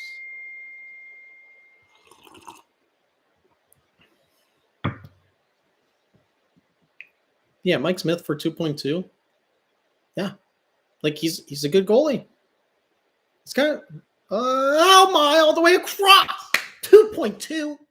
That's more like a 5.2 save. Take that, Jason. I think even Fleury too is like just not getting talked about as much. Because I think as soon as like people start getting old, they just discount them. Which I'm not sure why. Because even like if you look at just the last year, like for Fleury and Smith, both had really good years, but then they kind of don't get talked on as much because it's like, oh, but they're old and such. I mean, look at Tom Brady. And I know quarterback and, goalies, different positions and they're different sports and such. But still, like, if you do the right things, you can play a long time and still play well. And especially, yeah, it's not like they had a bad year last year. It's not like Smith had a bad or average year last year. He had a really good year. Like, definitely if the team around him was better, like, definitely you could have won a cup with how Smith was playing last year. So I think that's definitely something you can bank on to happen at least for one more year. You kind of play it a year at a time. And yeah, for 2.2, I don't think it's too much. It'll just be, next year, depending on what the goalie situation looks like then. I mean, even then, if Smith's your backup, you have a really good backup for like 2.2. I'm not sure how much the Canadians are paying for Jake Allen, because that'd be another example of having like a really good backup. So it all depends if like it's Stuart Skinner next year, if we trade in for someone like John Gibson or something. Anywho, Vancouver with another chance. Smith just makes it look easy. Nicely done. Oh, Oliver Ekman-Larsson looks mad. He looked angry.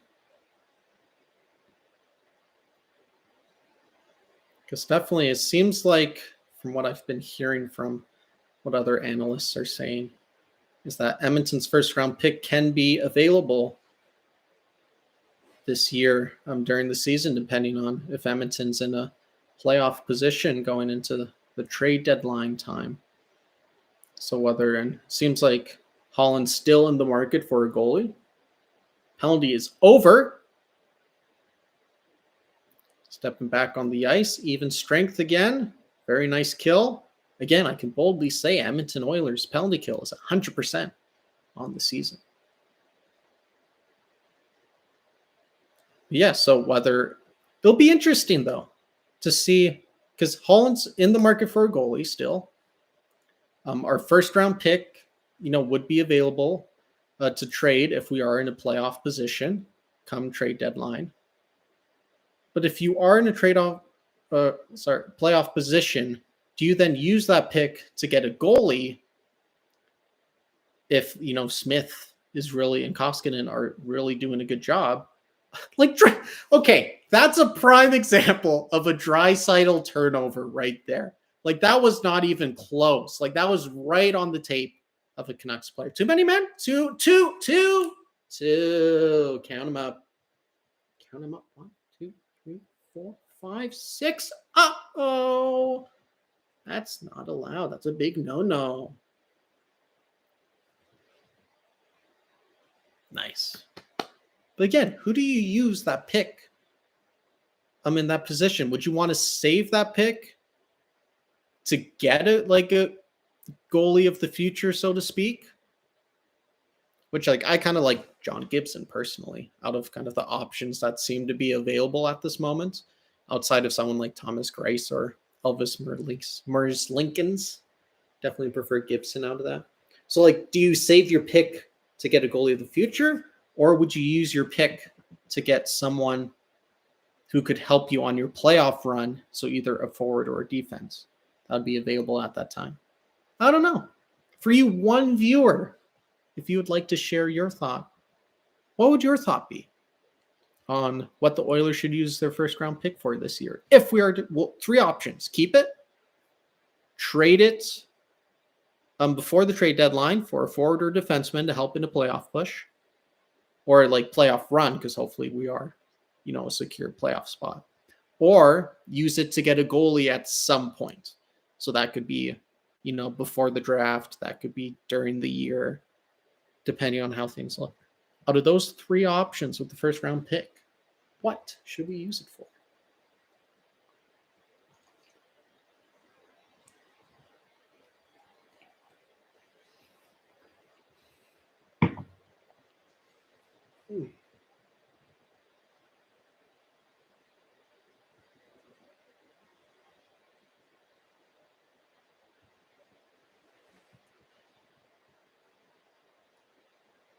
Avoid a 1-year rental. Yeah, I agree. It would be interesting to look back over the past Stanley Cup champions, because I can't really recall any to mind where they used a first-round pick to get a rental. Like Tampa to get Savard, did they use a first-round pick? I think so. To get Denny Savard. All right, Oilers power play. But why are we in our own end? Why did one man almost take it all the way to Mike Smith? Come on, Connie. No, Joe, that backhand pass is beautiful. Beautiful. Barry. Oh, trickle through. Nooch! Oh. Woo! Come on, Nooch. Connie. McDavid. Draisaitl. One-timer. Goes around. McDavid corrals. McDavid again looking for Draisaitl. Looking in front. Nooch! Puliarvi. Oh, Hyman's there. Hyman's there. Pardon my language. Hyman's in front of the net. I like that. McDavid. Draisaitl. Hyman. Tap it. Woo! Yes, sir. Welcome to the squad, you big, excited kid. Zachary Hyman. First goal that counts towards your stats as an Edmonton Oiler. That was just a tap in on the power play. Hopefully, we'll see a lot of that this year.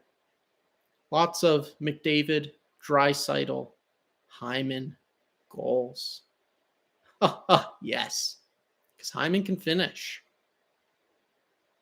Oh, McDavid was, he was pumped. He was pumped for Hyman to score.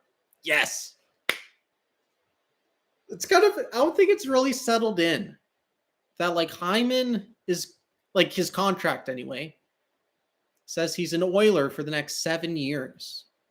I don't think that's really, like, he's still so much like I associate him with the Leafs. So it's weird to think that like he's on our team for the next 7 years. Because I really like that guy. Like, he was probably the only Maple Leaf player I like. Or liked, because he's not a Maple Leaf anymore. And I can confidently say that Edmonton Oilers power play is 50% on the year. 50%. We're breaking records if we keep that pace. Nice save there by Demko. Up and out of play. 2-0 is the score with 2 minutes left in the second.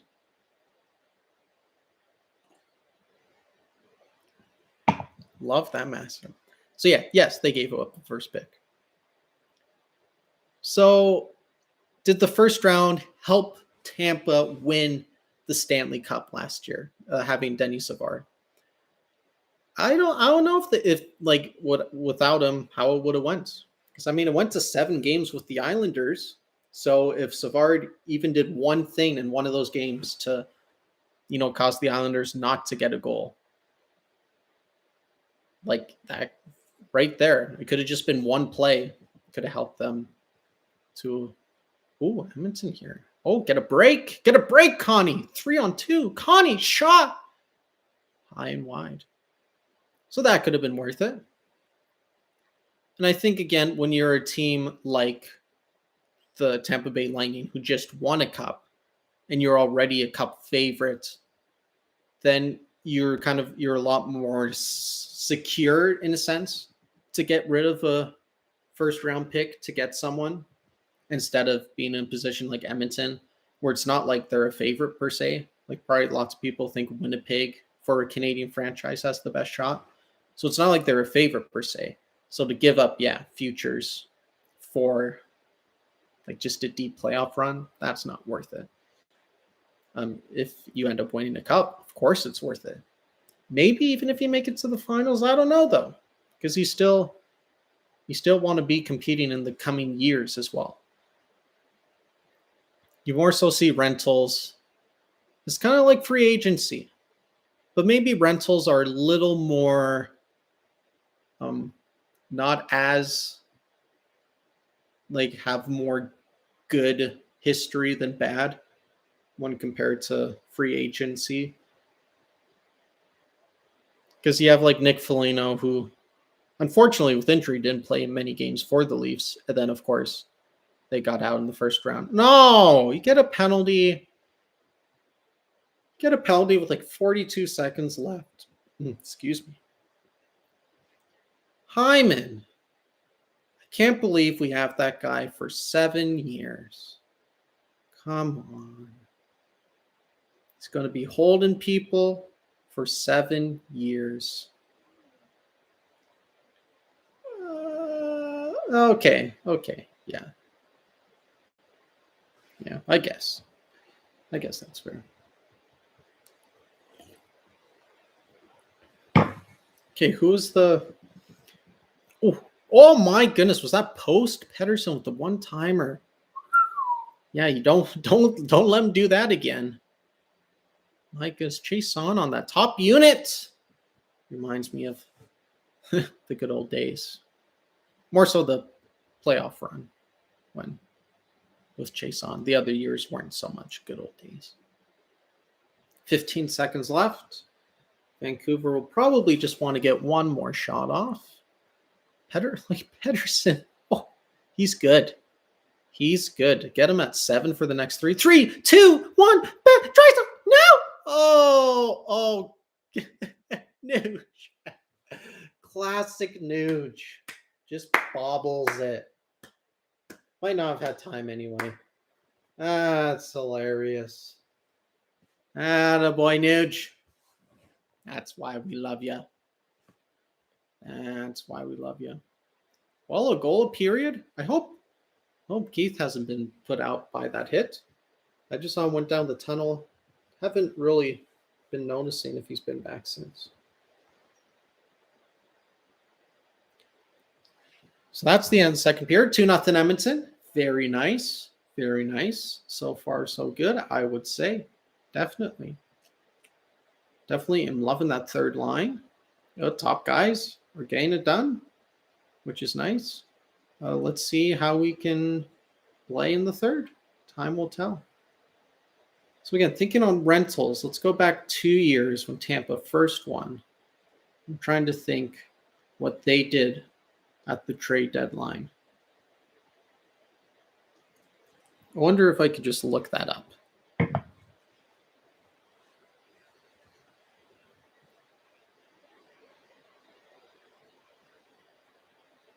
Tampa.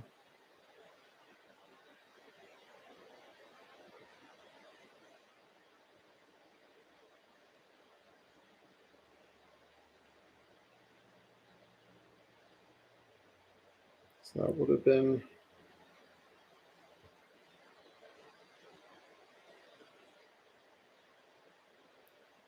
$20 2019?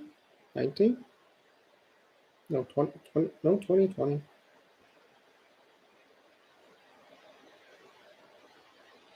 Is that when they got Barkley, Gaudreau?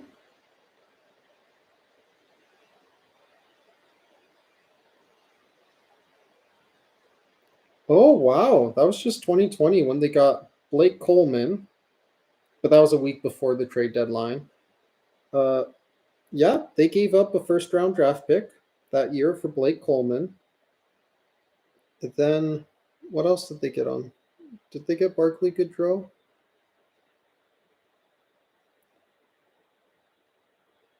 What is this?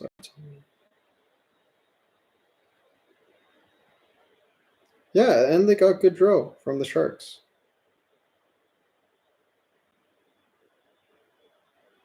Wait, did the Lightning have 2 first-round picks that year then? Or am I looking at separate years? No. They must have 2 first-round picks. So they used 2 first-round picks in 2020. And they ended up getting Coleman and Gaudreau, which were absolutely crucial, I would say, for both their first Stanley Cup and their second Stanley Cup, especially since it's recent history. I can remember that. I wonder if I could look at the history of the trade deadlines. Trade deadlines and last 10 years. We just have biggest trade deadline deals in past 10 seasons. Let's see if any of them were Stanley Cup teams.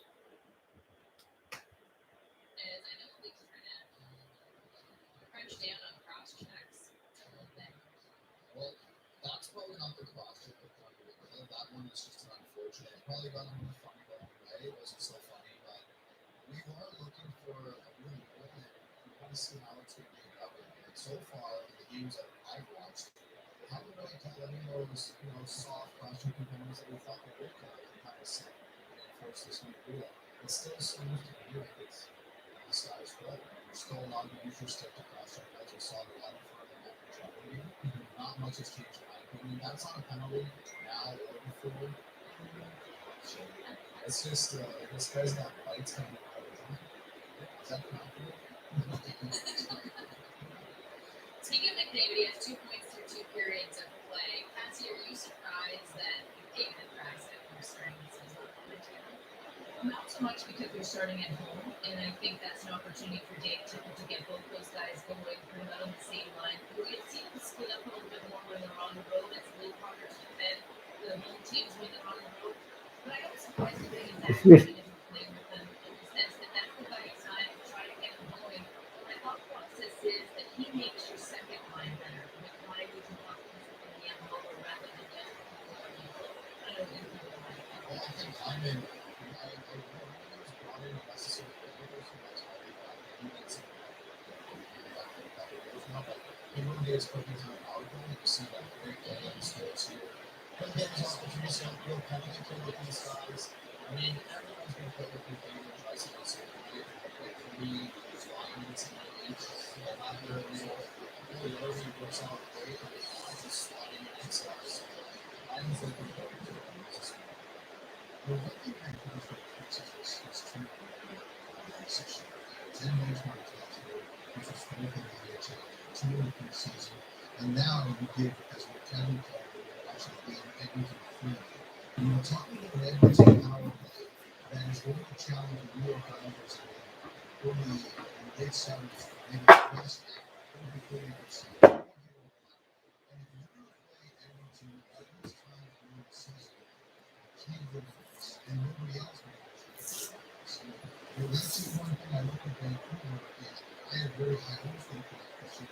But I'm looking at that and saying, on a night like tonight, that's the difference between 0 and 2 games. I'll give it to you. Yeah, I like that's the coach's responsibility, though. I mean, you're talking to players and you're reminding them that to me, the coach has to know that they have to know why this is happening. And it's lack of communication, whatever the case may be, the coach has to know that. So Oilers up 2-0 over the Canucks through 2 periods of play. Meanwhile, the Ducks they lead 3-1 over the Jets through 2, even though the Jets are coming in. And John Gibson has 2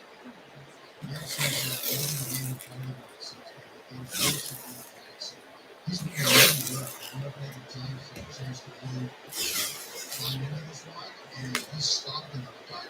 If I'm the Jets and Kevin the third guy he's really good to do some there because clearly he's on their team. Well, to block, to the right there, maybe just being this facility and gives him bail himself up. It's interesting because very soft and then he puts it on it and he has that volume there. This is a little bit I mean, you can't be frustrated. The season just started.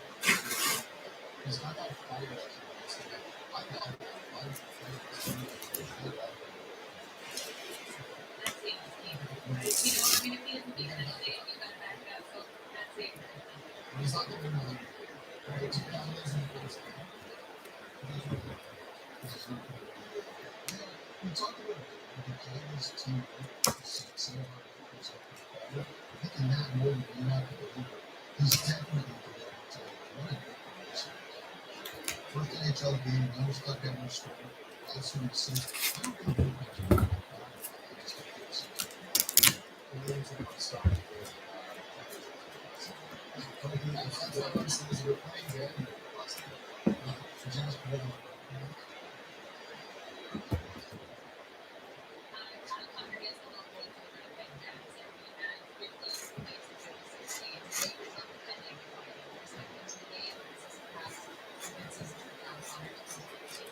one. I just love the Jets. They've been a long time. Don't forget, Sheffield United. So they're going to allow people to check for the team for suspension for game number 2. They did a lot of guys not very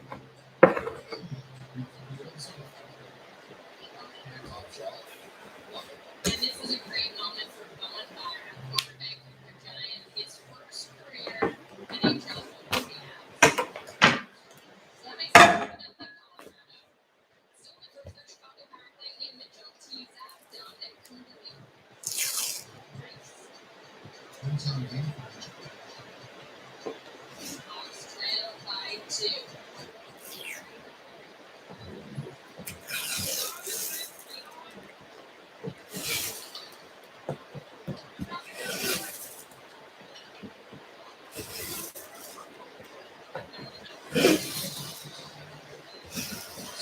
smiling. Well, the Oilers, this time he has his first in the blue and orange. For the Jets, they're down 3 in the third period. They go Edmonton to the Anthem. It's our game, our passion. We live, eat, and breathe the game. And is that ever the case for Cameron? We live for this, a celebration of passionate hockey fans presented by Bouchard. The super fan seems to be a team. I like to call it a job. What I do is I get hired by teams to come in and get me from the fans to take them from here to here to here to make them a fan to super fan. And meeting with the game director, we figure out the first time I get out, deal with myself. I jump in my seat, I start dancing, I go, wow, I'm like open my shirt, I have the team jersey, and the fans are like, all right, let's go. Yeah, Cameron Hughes, he brings electricity to the building, right? T-shirts, throwing the crowd, moving the building, just starts to go. That night, I definitely feel like part of the team. My mom said to me when I was young, when I didn't make my basketball team, there's always some control. Just get out, take a chance, take a shot, what do you got to lose? We live for this. Getting the team together. Celebrating tradition. Face-offs in the sweet rhythm of the wind. This is how much sports are. This is how we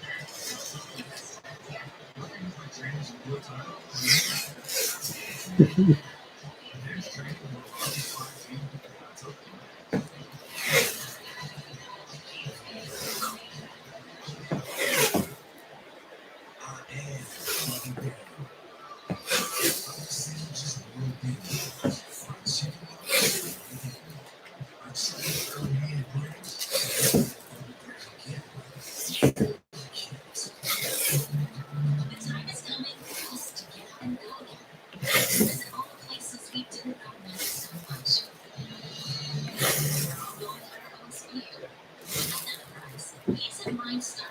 this. Untitled Chapter.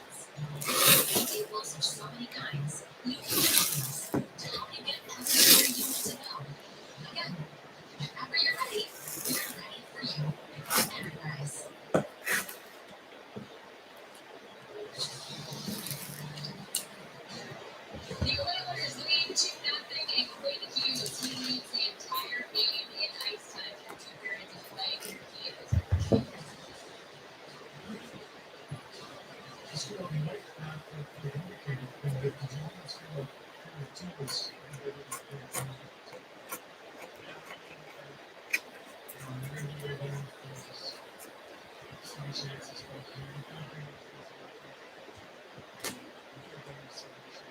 It's a big preseason on their side as well as the most medicine.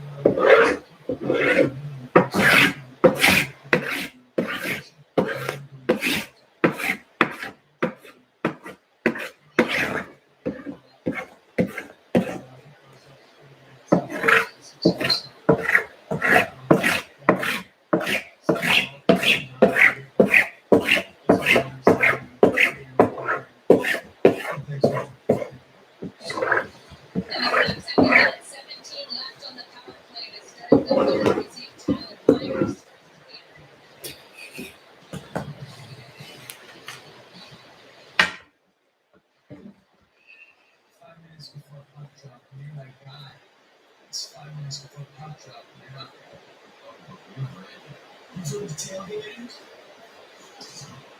I've been doing that.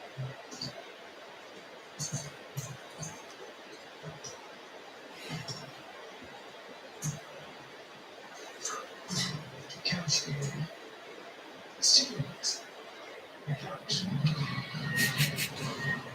You trust your doctor about Ozempic? Ozempic? This Ozempic? Ozempic. My friend takes it. Reminder, call Dr. T.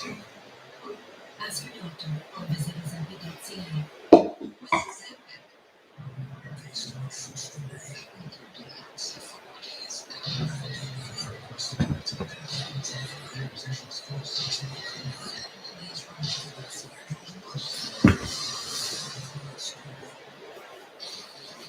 This guy needs your champion.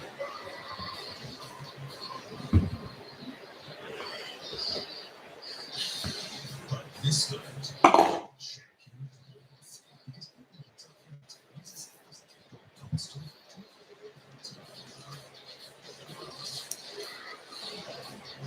alcohol beats competition. Defensive from Columbia, the gold standard.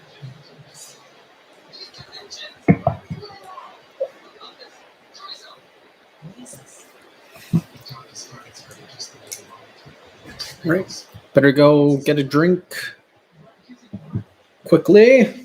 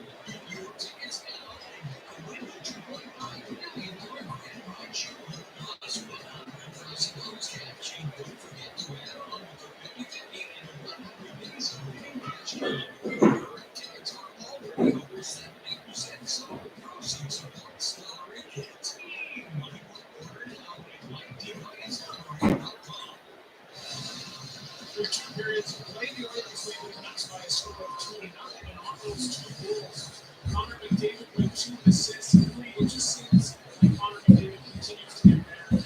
Well, because he does. If you look statistically for Connor McDavid, right from junior year, All right, we're back. Let's fix myself a beverage. Whew, it's getting tired. Yeah, 10 o'clock.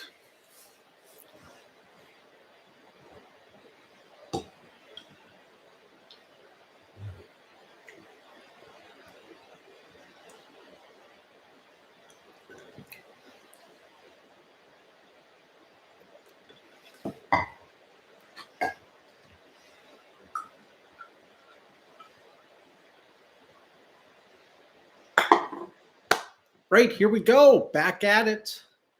Third period of action, 2-0 for your Edmonton Oilers. Your Edmonton Oilers. Shots 25-22 for Edmonton. Edmonton still killing off the second half of a penalty, which was given to Zachary Hyman for holding. Hyman for holding. Or am I thinking of an earlier? Nope, that was the penalty. I stand corred. Well, I sit correct. I'm not standing. Trying to get something going is Vancouver. 20 seconds left here. Cross crease. No one there. Back around the boards. Corralled again. Thrown across the blue line. JT Miller now with it. Hits it back to the point, to the far side. Nice tip pass. Miller walks in. Kind of looking for a deflection, I think, there. No one home, and back around it goes.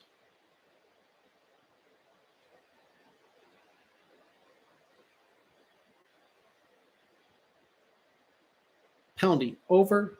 Vancouver still trying to make a rush. No one was there. So Edmonton now going the other way. And nothing going there. So again, here comes Pearson. Wide shot, high and wide. Back around the nets in Edmonton's territory. Corralled by Barrie. Tried to get it out was Puljujärvi.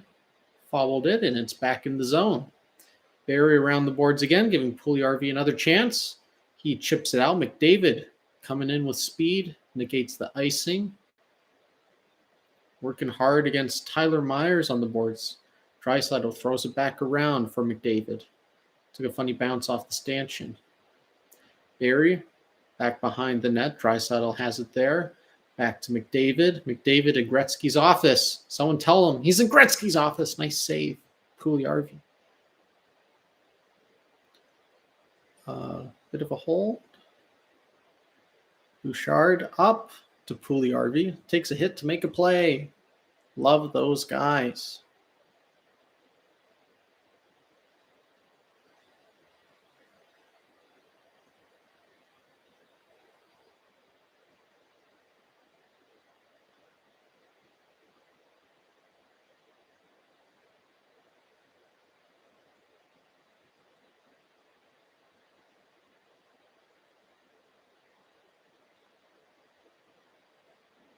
Oh, good. Duncan Keith is back. Good to see him there. Probably just needed to get a couple stitches.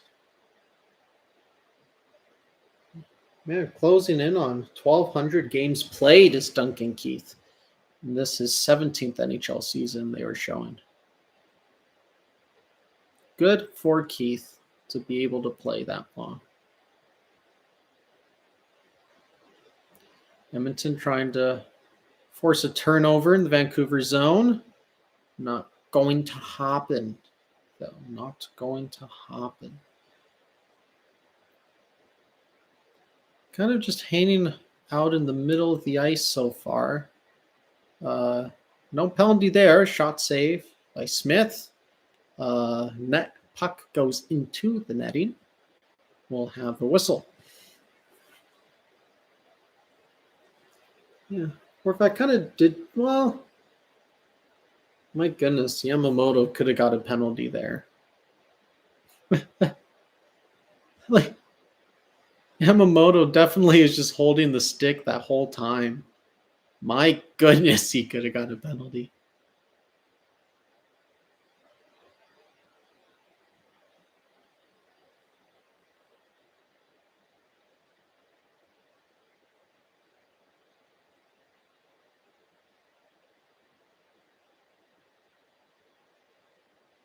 Right, again, not really too much going on so far in this third period.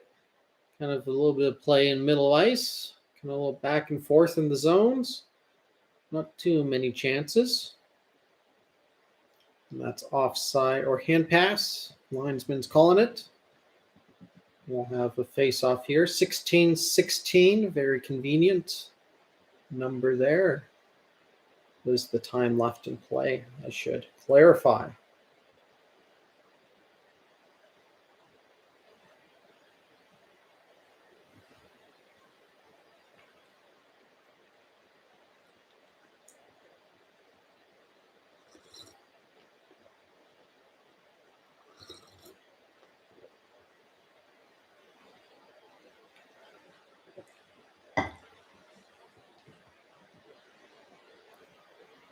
Oh my, just forgot the puck. Into the zone now. Broken up by that beautiful Oilers third line. Love that third line. Boy, we're cracking over 2 hours, 16 minutes for this live stream. I've been being watched by my own camera for 2 hours, 16 minutes. Edmonton the other way, one-timer. Nice save, Demko on Puljujärvi, the Caribou.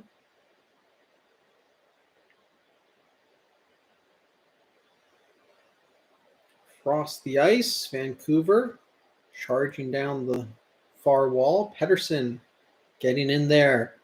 Not only is he slick, but he's also a grinder. Puljujärvi working hard, trying to get the puck back. Down in the far end now. Working the cycle. Ekman Larson shot off the boards. Chiasson couldn't get to it. Thrown back in front. High and wide. Miller back around the boards. Thrown in front. Nice save, Smith. Chipped up off the glass to center ice, where the Oilers might be able to get a change. No, Miller comes in. Slap shot. Nice save, Smith. Who then drops it to a stick, makes a play. Well done. Now up the center of the ice comes Hyman, working in down that left side. Brings it to the right. Chips it across the net. Nicely done there by Hyman. Bouchard has time to walk in, shoots, save, Nuge falling down, shot right in the breadbasket.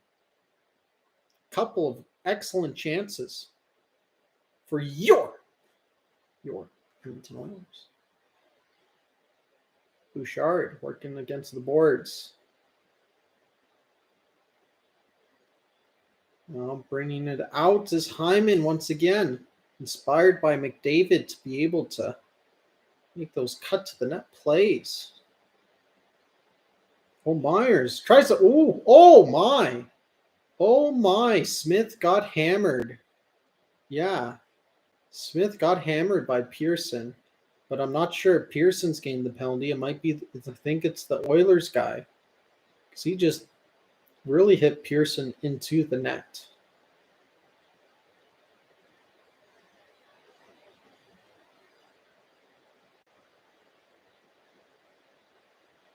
Yeah, they're calling that cross-checking. Okay. Their cross-check calls are getting a little iffy.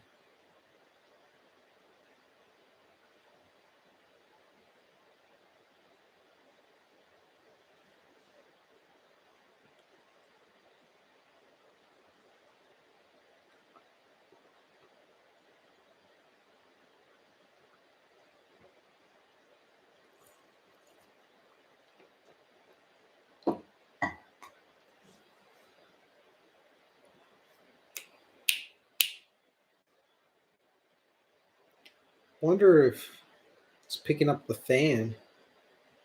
My microphone. Maybe not.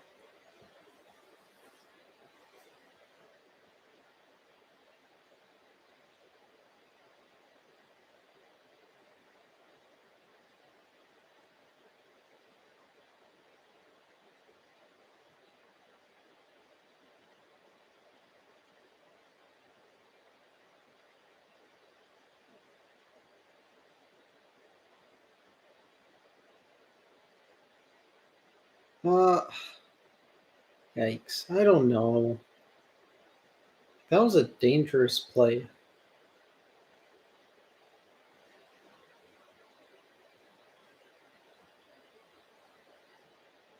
Cross-checking. My goodness. I don't know. Jerry.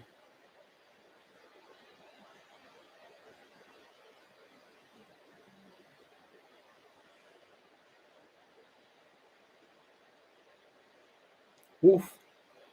Boy, this is some dirty hockey.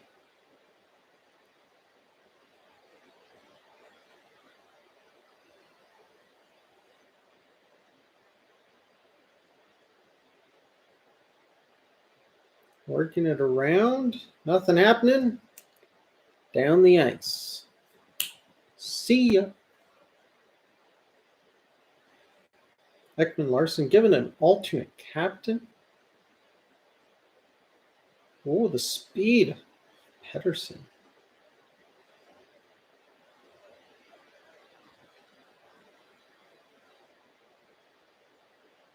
Pedersen to Miller. Miller to Larson. Larson, Pearson. So many people. Nice save, Smith. Rebound comes out. CC and Keith are your defensemen working hard down there. And Larson, Pedersen. Larson, Pedersen. Takes a shot. Cross crease. There he is. Takes his time. But Jason had nothing on Smith there. Smith was covering it all. Miller walks in. Nice save, Smith. Nice save, Smith. I want to check out how my fantasy league's doing today. 3 points. That's great. Yeah, Josh Anderson got a point. Bowen Byram got a goal and an assist in a game that's still going on. Let's go.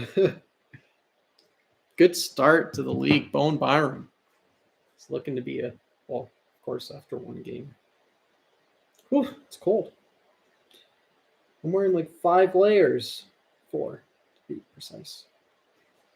Wearing 4 layers. And it's cold.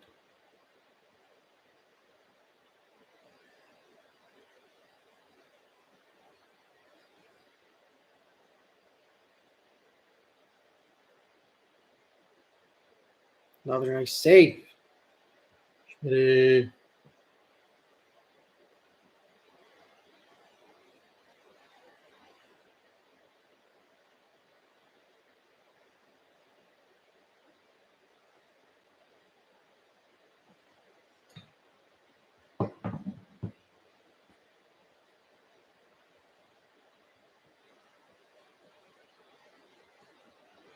Having control of it down low. One-timer.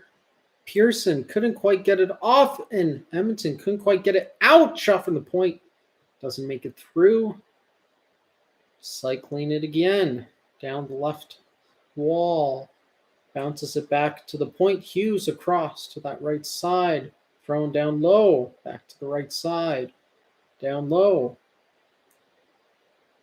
Goes back up top. Yamamoto racing for it. Couldn't get it. But Nurse will. And we'll chip that into the Oilers bench. Or into the Canucks bench, it looks like. And we'll have a face-off. Looks like penalty has been killed, though. So we're all good for that. Yeah, Yams just couldn't get it clear. Couldn't get it clear.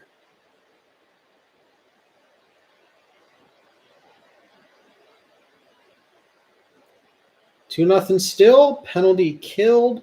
Shots are 32-30 for Edmonton. It's been a high shooting affair, like a gun down in the Wild West. Puck comes in front. No Oiler there for it. CC keeps it in. That gets slapped back around the boards. Top line out there for Edmonton. Which it's been like that all game. Tippett hasn't shaken it up yet, which is good. Like to see that. Ekman Larson chips it up to the far side, and that's an icing, as they call it.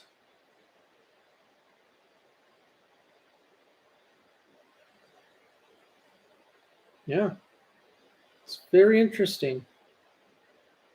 Some people wearing masks, some people not. Yeah, that camera's a little shaky.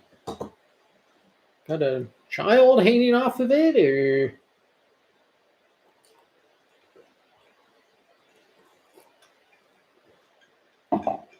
Barry has at the point.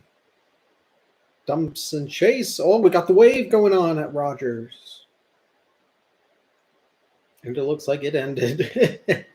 As soon as it began, it ended. Barry shot. Nice block. Who was that? That was a very nice block. I respect any player who block shots. That was Laminko. Laminko. Nicely done, Laminko.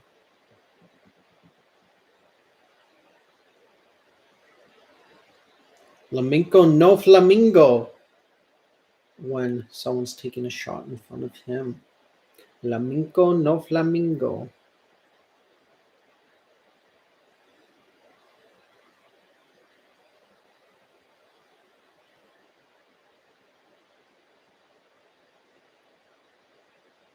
Hyman to Nuge across to Yamamoto.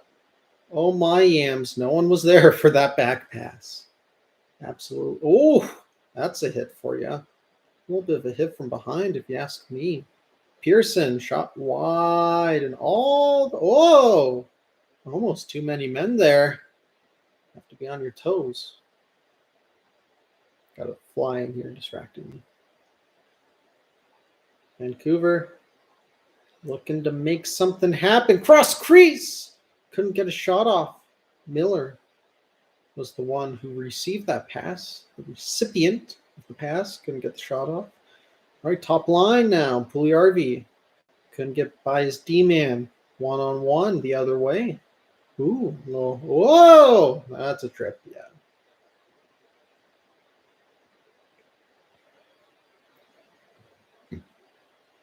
Don't like the call. But it's a trip. Got another penalty. Lots of penalties this game. My goodness. Lots of penalties. Yeah, that's obviously a trip. You have to call that a trip.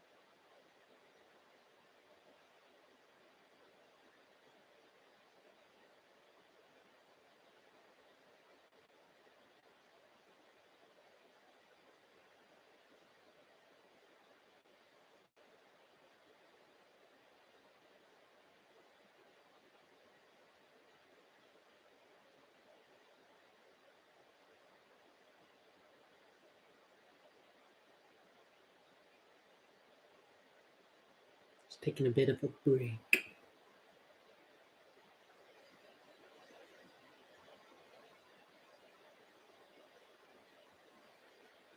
And we're back. Flashback.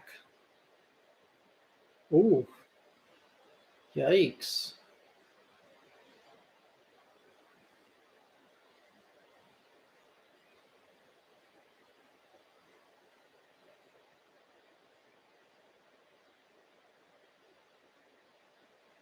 Keith, what a man. Just gets right back up.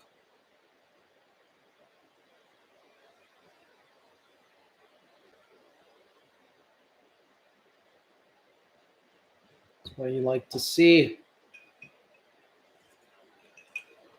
All right, got another penalty. Got a kill. So far. No, won't jinx it. I'll stop there. Big penalty kill. Do not want the Canucks to score on this one. Nice. Down the ice. Already killed off a quarter of it. Just like that. Time flies when you're killing a penalty, as they say, and the puck's at the other end. It doesn't go by so fast when they're applying pressure the whole time. Miller with it down low. Back to Miller. Looks like he's going point. Miller. Cross crease. Pettersson winds up, shoots. Nice save. Smith. Just staying square to the net. Square to the shooter.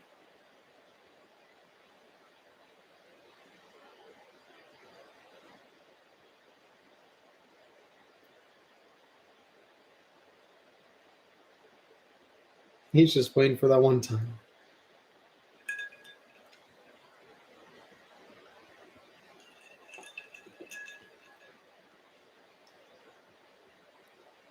Walks in. Well, gets knocked down, but watch out for that rebound. And they did. Who's that guy at the point? Speedy. He's got some moves.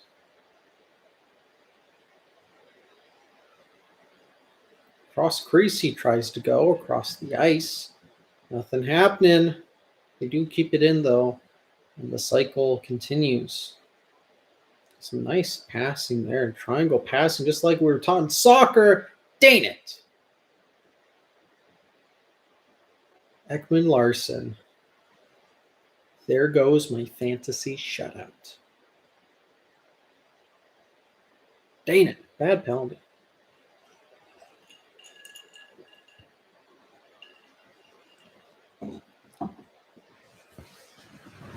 Oh, who was that? Nuge, what are you doing with your stick? What the heck are you doing? You're trying to block it with your stick? Yeah, nice tip. Ah.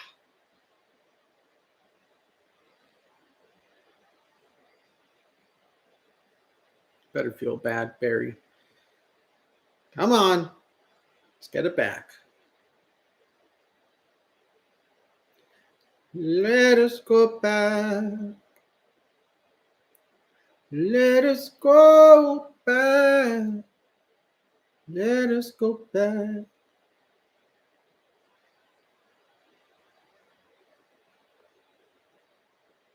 Okay, why are we? Yeah. Nuge. Ah.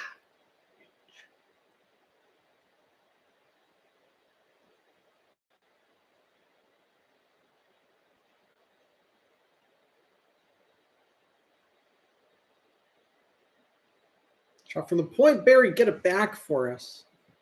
That would have been amazing.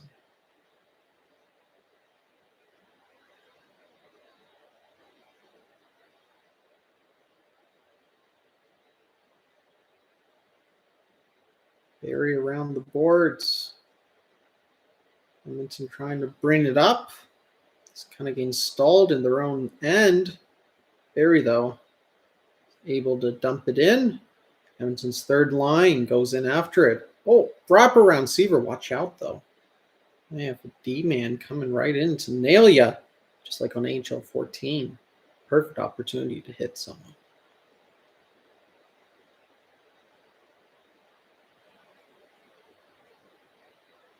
What does Demko have on the back of his helmet? It looks like an elephant in a tutu. An elephant in a tutu. Third line stays out, which really, they've had a good night. They've had a good night, I'll say. My personal personal opinion. Not sure what I was trying to say there.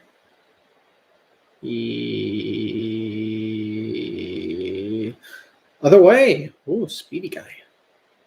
Speedy guy. Is that Garland? Yeah. Yeah, once they have Brock, that's it! Back in the lineup, they'll have a really full team.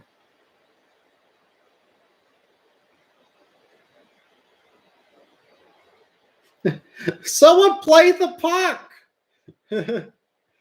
My goodness. A little charade with the hand pass.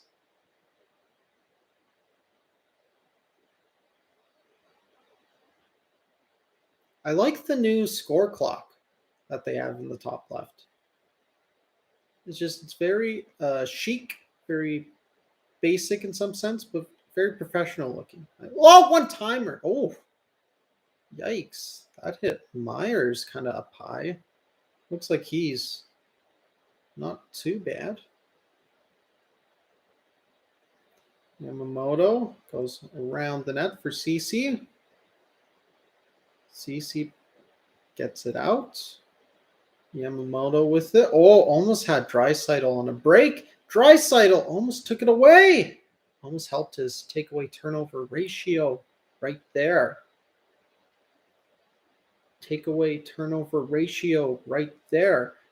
Vancouver, under 5 minutes left to play now. 4:44 just passed on the time left in this third. McDavid speeding on the right side. You got to be careful, McDavid. Watch out. Oh my, he almost took him out. Back to the point. Shot Nurse. doesn't go in. Not sure, because with no volume on, hard to tell if it hits the post. That's a bit of a holding the stick much. Doesn't look like there's a call on the play, though. Bouchard gets it now. Gets it to Draisaitl. Draisaitl around the boards. First line still working away at it. Bouchard playing hard tonight. Good game he's had. Oh, here we go. Kyle on a change. Kyle Turris gets a shot on net. And we'll get a face-off. And our last commercial break.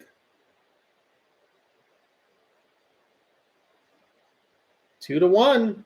Stay tuned. It's not over. It is not over.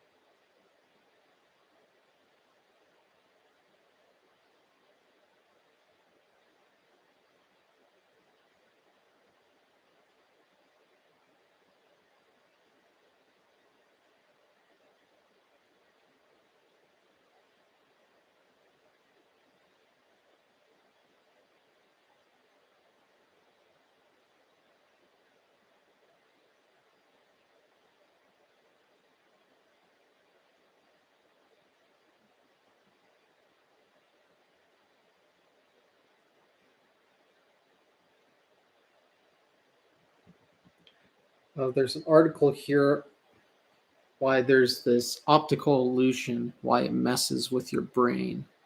I'm not sure if I can pull it up just so you can look at it. That optical illusion. Look at it. Messes with you.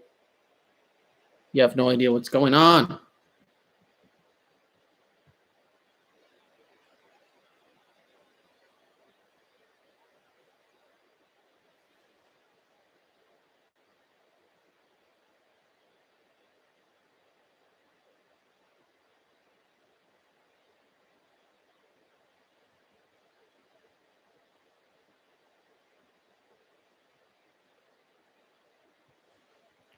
Huh.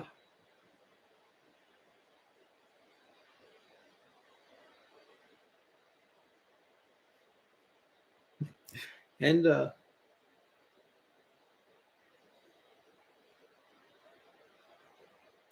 Turkish man has the world's longest nose. That's nice. Of course, they have a camera angle to make it look as long as possible. Oh, off the crossbar. Off the crossbar.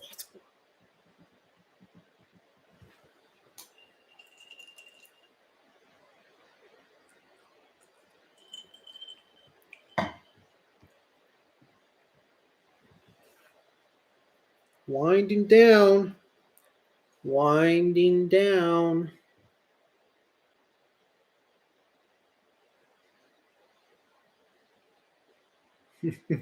Winding down. All right.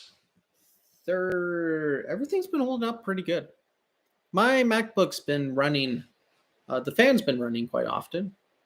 I mean, for running a microphone and live streaming for this. Oh my, Pugliarvi. Just giving the goalie a bear hug almost. All right, under 3 minutes left to play now. As Jack Michaels would say, down the stretch we come. But I won't try to. Oh no. Oh, you're no. You're no. Oh, you had such a good game, and then you let that in. Smith. Oh, no. You're kidding me. Are you kidding me? Oh.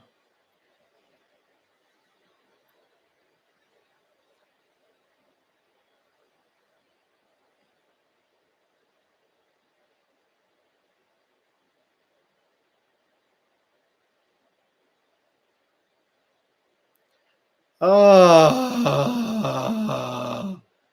that hurts. Well, hi. Still here. We might need some extra time as well. No, we won't. Come on. Get it back.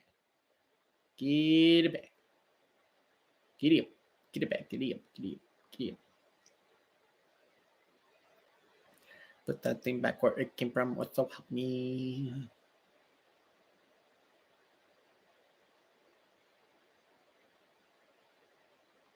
Oh. Nope. Trip. Oh, my goodness. Oh, my goodness.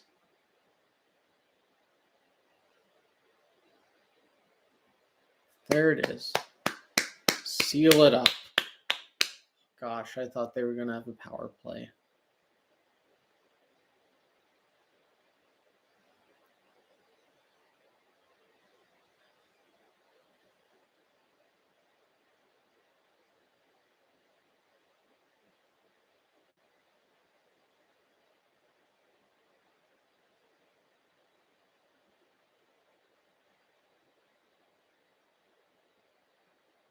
Just a fluke goal.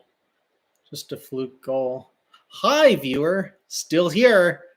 And might be here for longer if it ends up going to extra frame. But let's hope not. Come on. Got to be clutch. Clutch in these moments. Let's get something. Let's get something. Let's not let them have all the pressure here. We're at home. Home opener. 2021. Big year. This is Holland's team. Let's start it off on a good note. Start it off on a good note.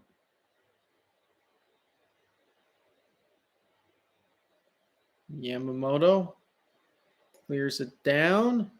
Oh, almost looked like there must have been a whistle or something. Just getting a change in. Third line out there now, which again, they've been good all night. So won't be surprised if they would be the ones to get a goal here with close to a minute left in regulation. Yeah, really the last 10 minutes nothing's been going in Edmonton's favor. We haven't been the ones applying the pressure. Okay, officially under a minute left now. Bouchard up around the boards. Back into the Edmonton zone.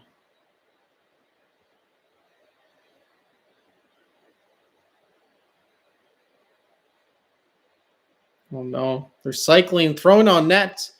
Hits Nurse, doesn't make it through, throws it deep into the zone. Edmonton does get it out. Ryan gets it out to Turris. Turris coming down that right side.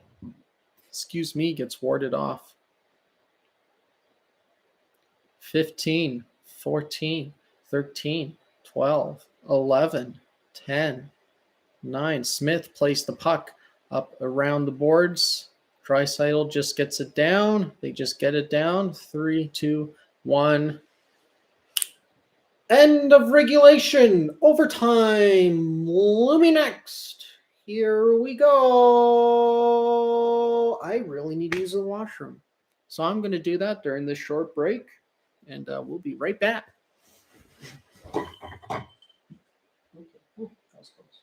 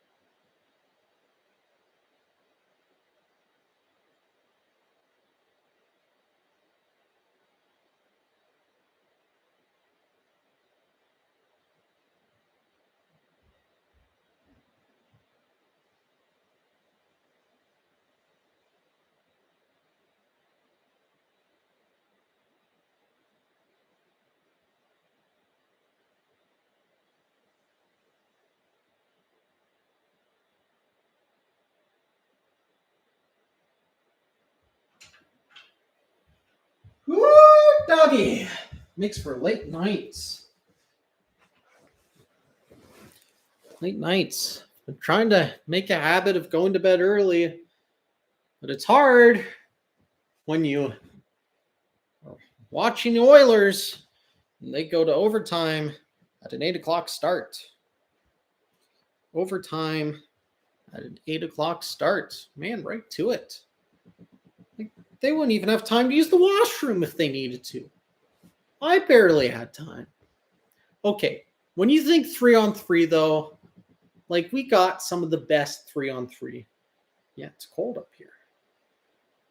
Like left the door open downstairs.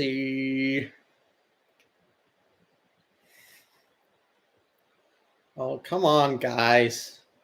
Let's get a victory. Get the victory. Okay, we aren't starting off with possession. Pettersson beat Draisaitl off the face-off. So Vancouver charging in. Here's Pettersson, the slick Swede. The slick Swede back to Miller. Miller around, pack. Oh, if that worked, it would have been a goal. If that worked, it would have been a goal. It's not what I would prefer to end my day off with. I would prefer to end off getting a victory. Unfortunately, we gave them a point. Nurse going in. Back to Draisaitl. Yes. Oh, yes. Backhand. No. First shot missed off the boards. Draisaitl backhanded it back in front of the net, as you would have watched if you're watching. Nothing happened. Look at that. This is ripping. It's unfortunate. Gonna have to get that fixed at some point. Now you have Hyman, Nuge, and Barry. Which, oh my goodness, watch that. Nice save, Smith. Nice save.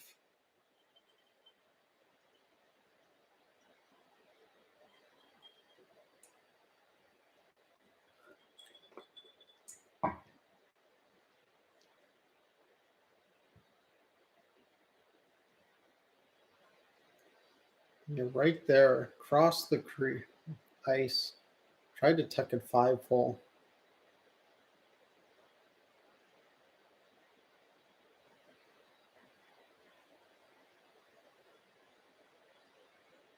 Nurse with it now. All the way down. No icing. Oh, it is icing. I thought they beat it. Tie goes to the defense, though. That's all right, though.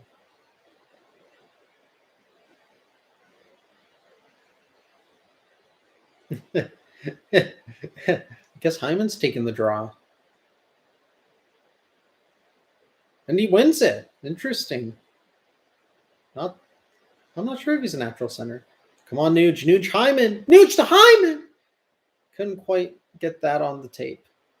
Okay, get back now. Get back now. Yeah, Pettersson with a shot just misses. Or Smith might have got a piece of that. Okay, get possession.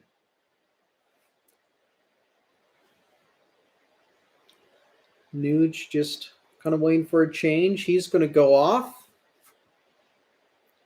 Nurse up for Draisaitl. Draisaitl gets it back to McDavid. McDavid, shimmy shake. Skates around. Fakes the cut to the nets. Backs off. Still skating around looking. Gets it back to Draisaitl. Just take it out of the zone. Recover. Almost halfway done this overtime period. Boy, these go slow. Draisaitl can't get the shot off. Good defense. Now it's 2-on-2 the other way. Vancouver with it, doing some drop-offs. Garland takes a stumble. Nurse takes him down. And now here we go. Back the other way. Draisaitl, McDavid. Draisaitl, McDavid. Back to Barry, I think, coming on. Barry! Draisaitl gets it. Can't control it. Get off the ice. You're tired. Barry now. Gets it back. Thank you for tuning in and joining in with me. We are under 2 minutes left. In overtime, coming down the right side, bring it behind the net are the Oilers. Back in front, it was bouncing. Barry couldn't keep control of it. Now Vancouver gets their turn to try to go the other way. Minute 30 remaining. Shots 37-34 for the Canucks. Edmonton had that 2-goal lead, which dwindled away in the last 10 minutes of the third. Yes, painful. Vancouver with possession. Just keeping possession, gets a D change there. Back to the D, walking in, trying to get around. He does, trying to go around Smith. Net gets knocked off. I don't think that's a goal. I think the net was off before that went in. I think Smith did his job. And it looks like faceoff's coming outside. So that was Pettersson that knocked it off.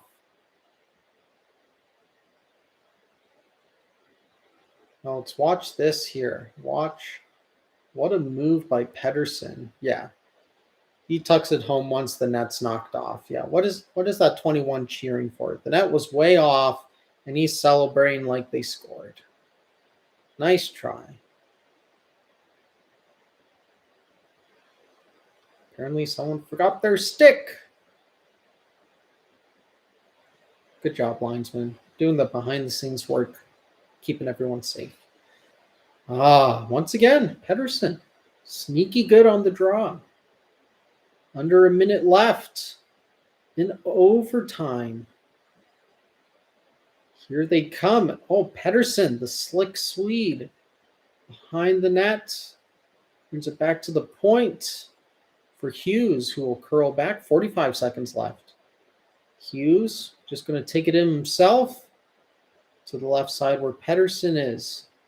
Looks like that's Gar. No, that's Miller with Pettersson and Hughes. Miller backing off. Oh, almost a good forecheck there by McDavid. And he would have been gone. Pettersson walks in, shoots.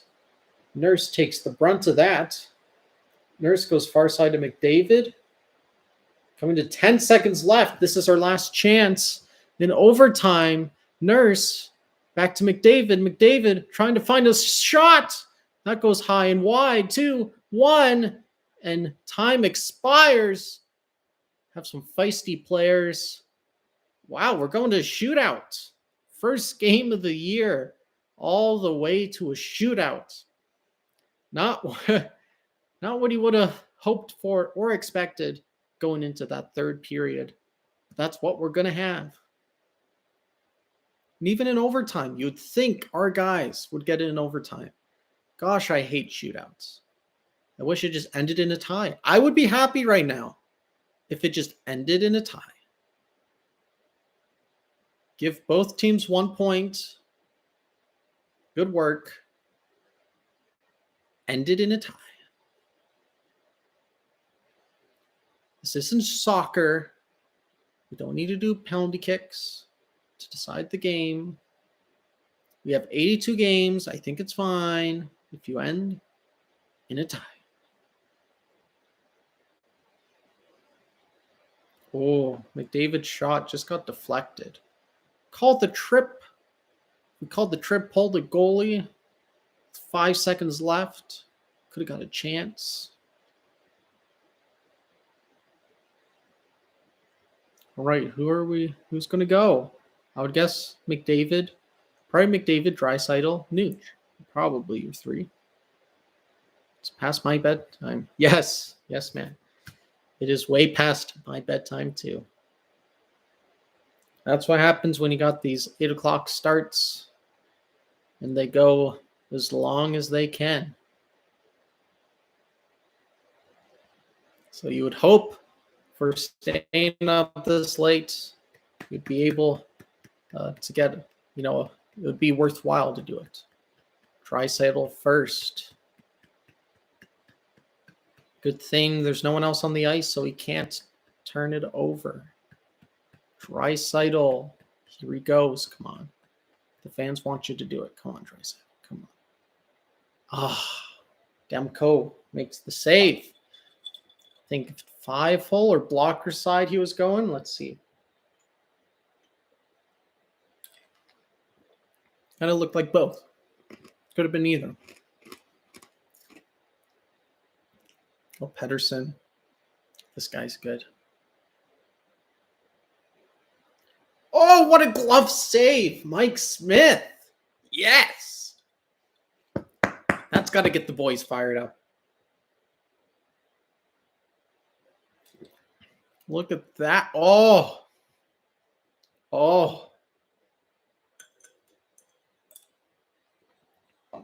Just athleticism. Come on, Connie. Oh, Connie.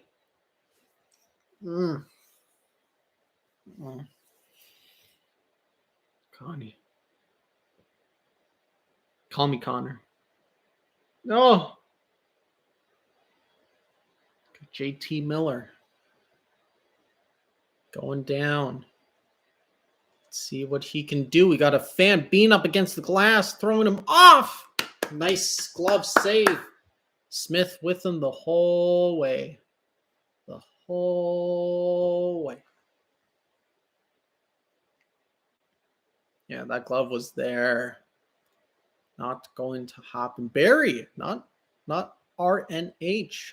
But Tyson Barry has the scoring touch. At least get it on net, Barry. At least get it on net. Oh, you just miss it. You just miss it. Garland. Oh, gosh. Let it not end now. Let it not end now. Yes. And the night goes on. It's round 4. Are we going to get a Merrick Malik moment? Can we get a Merrick Malik moment from Ryan Nugent-Hopkins? Honey, you're a two-way centerman, now you're a notable goal scorer. Nuge has not scored yet this year. Here comes Nuge. In on Demko. Victor. Ah! Oh, Nuge. Sniped it glove side. Giving the Oilers a chance to win it. Yes. That a boy, Nuge. That a boy. That's why you love him. That's why you love him. Gets a bad deflection on that first Ekman-Larsson goal. But now, here they come. Bo Horvat trying to keep things going. Oh, he needs to does. Oh. Round 5. Gosh, I can't remember the last time I watched a shootout that really went beyond the first 3 rounds. Was it Turris? Turris! Yes! What? Woo! Attaboy, Kyle. Attaboy, Kyle. That's what we're talking about. Oh, perfect. Perfect 5-hole shot. Pearson. Can he get it done? Are we going 6? Does this end now? Can we hit the pillow now? We're hitting the pillow. Yes. Give me that Mike Smith. Cheer. Wow. That was a lot more stressful and enduring as it probably needed to be. But we still get the victory. 2 points are 2 points. Yes, Vancouver takes 1 out of it. But we'll take a home opener victory with Nuge and Kyle Turris getting the shootout goals. Wouldn't have expected that. Overall, very good performance by Mike Smith. Yeah, not laying in a goal, which, to be fair, 2 of the Canucks missed the net. Pearson just missed the net. That's a victory for your orange and blue. And that's been over 3 hours of live stream. Thank you to those who are here and those who have been here tuning in with me. It's been a pleasure and an honor. I'm going to go to bed here. Wow, I get my most viewers when the game is over. Oh, now it's 3 again. All right, so I will bid you all adieu. Stay safe, everyone. And as always, keep your sticks on the ice.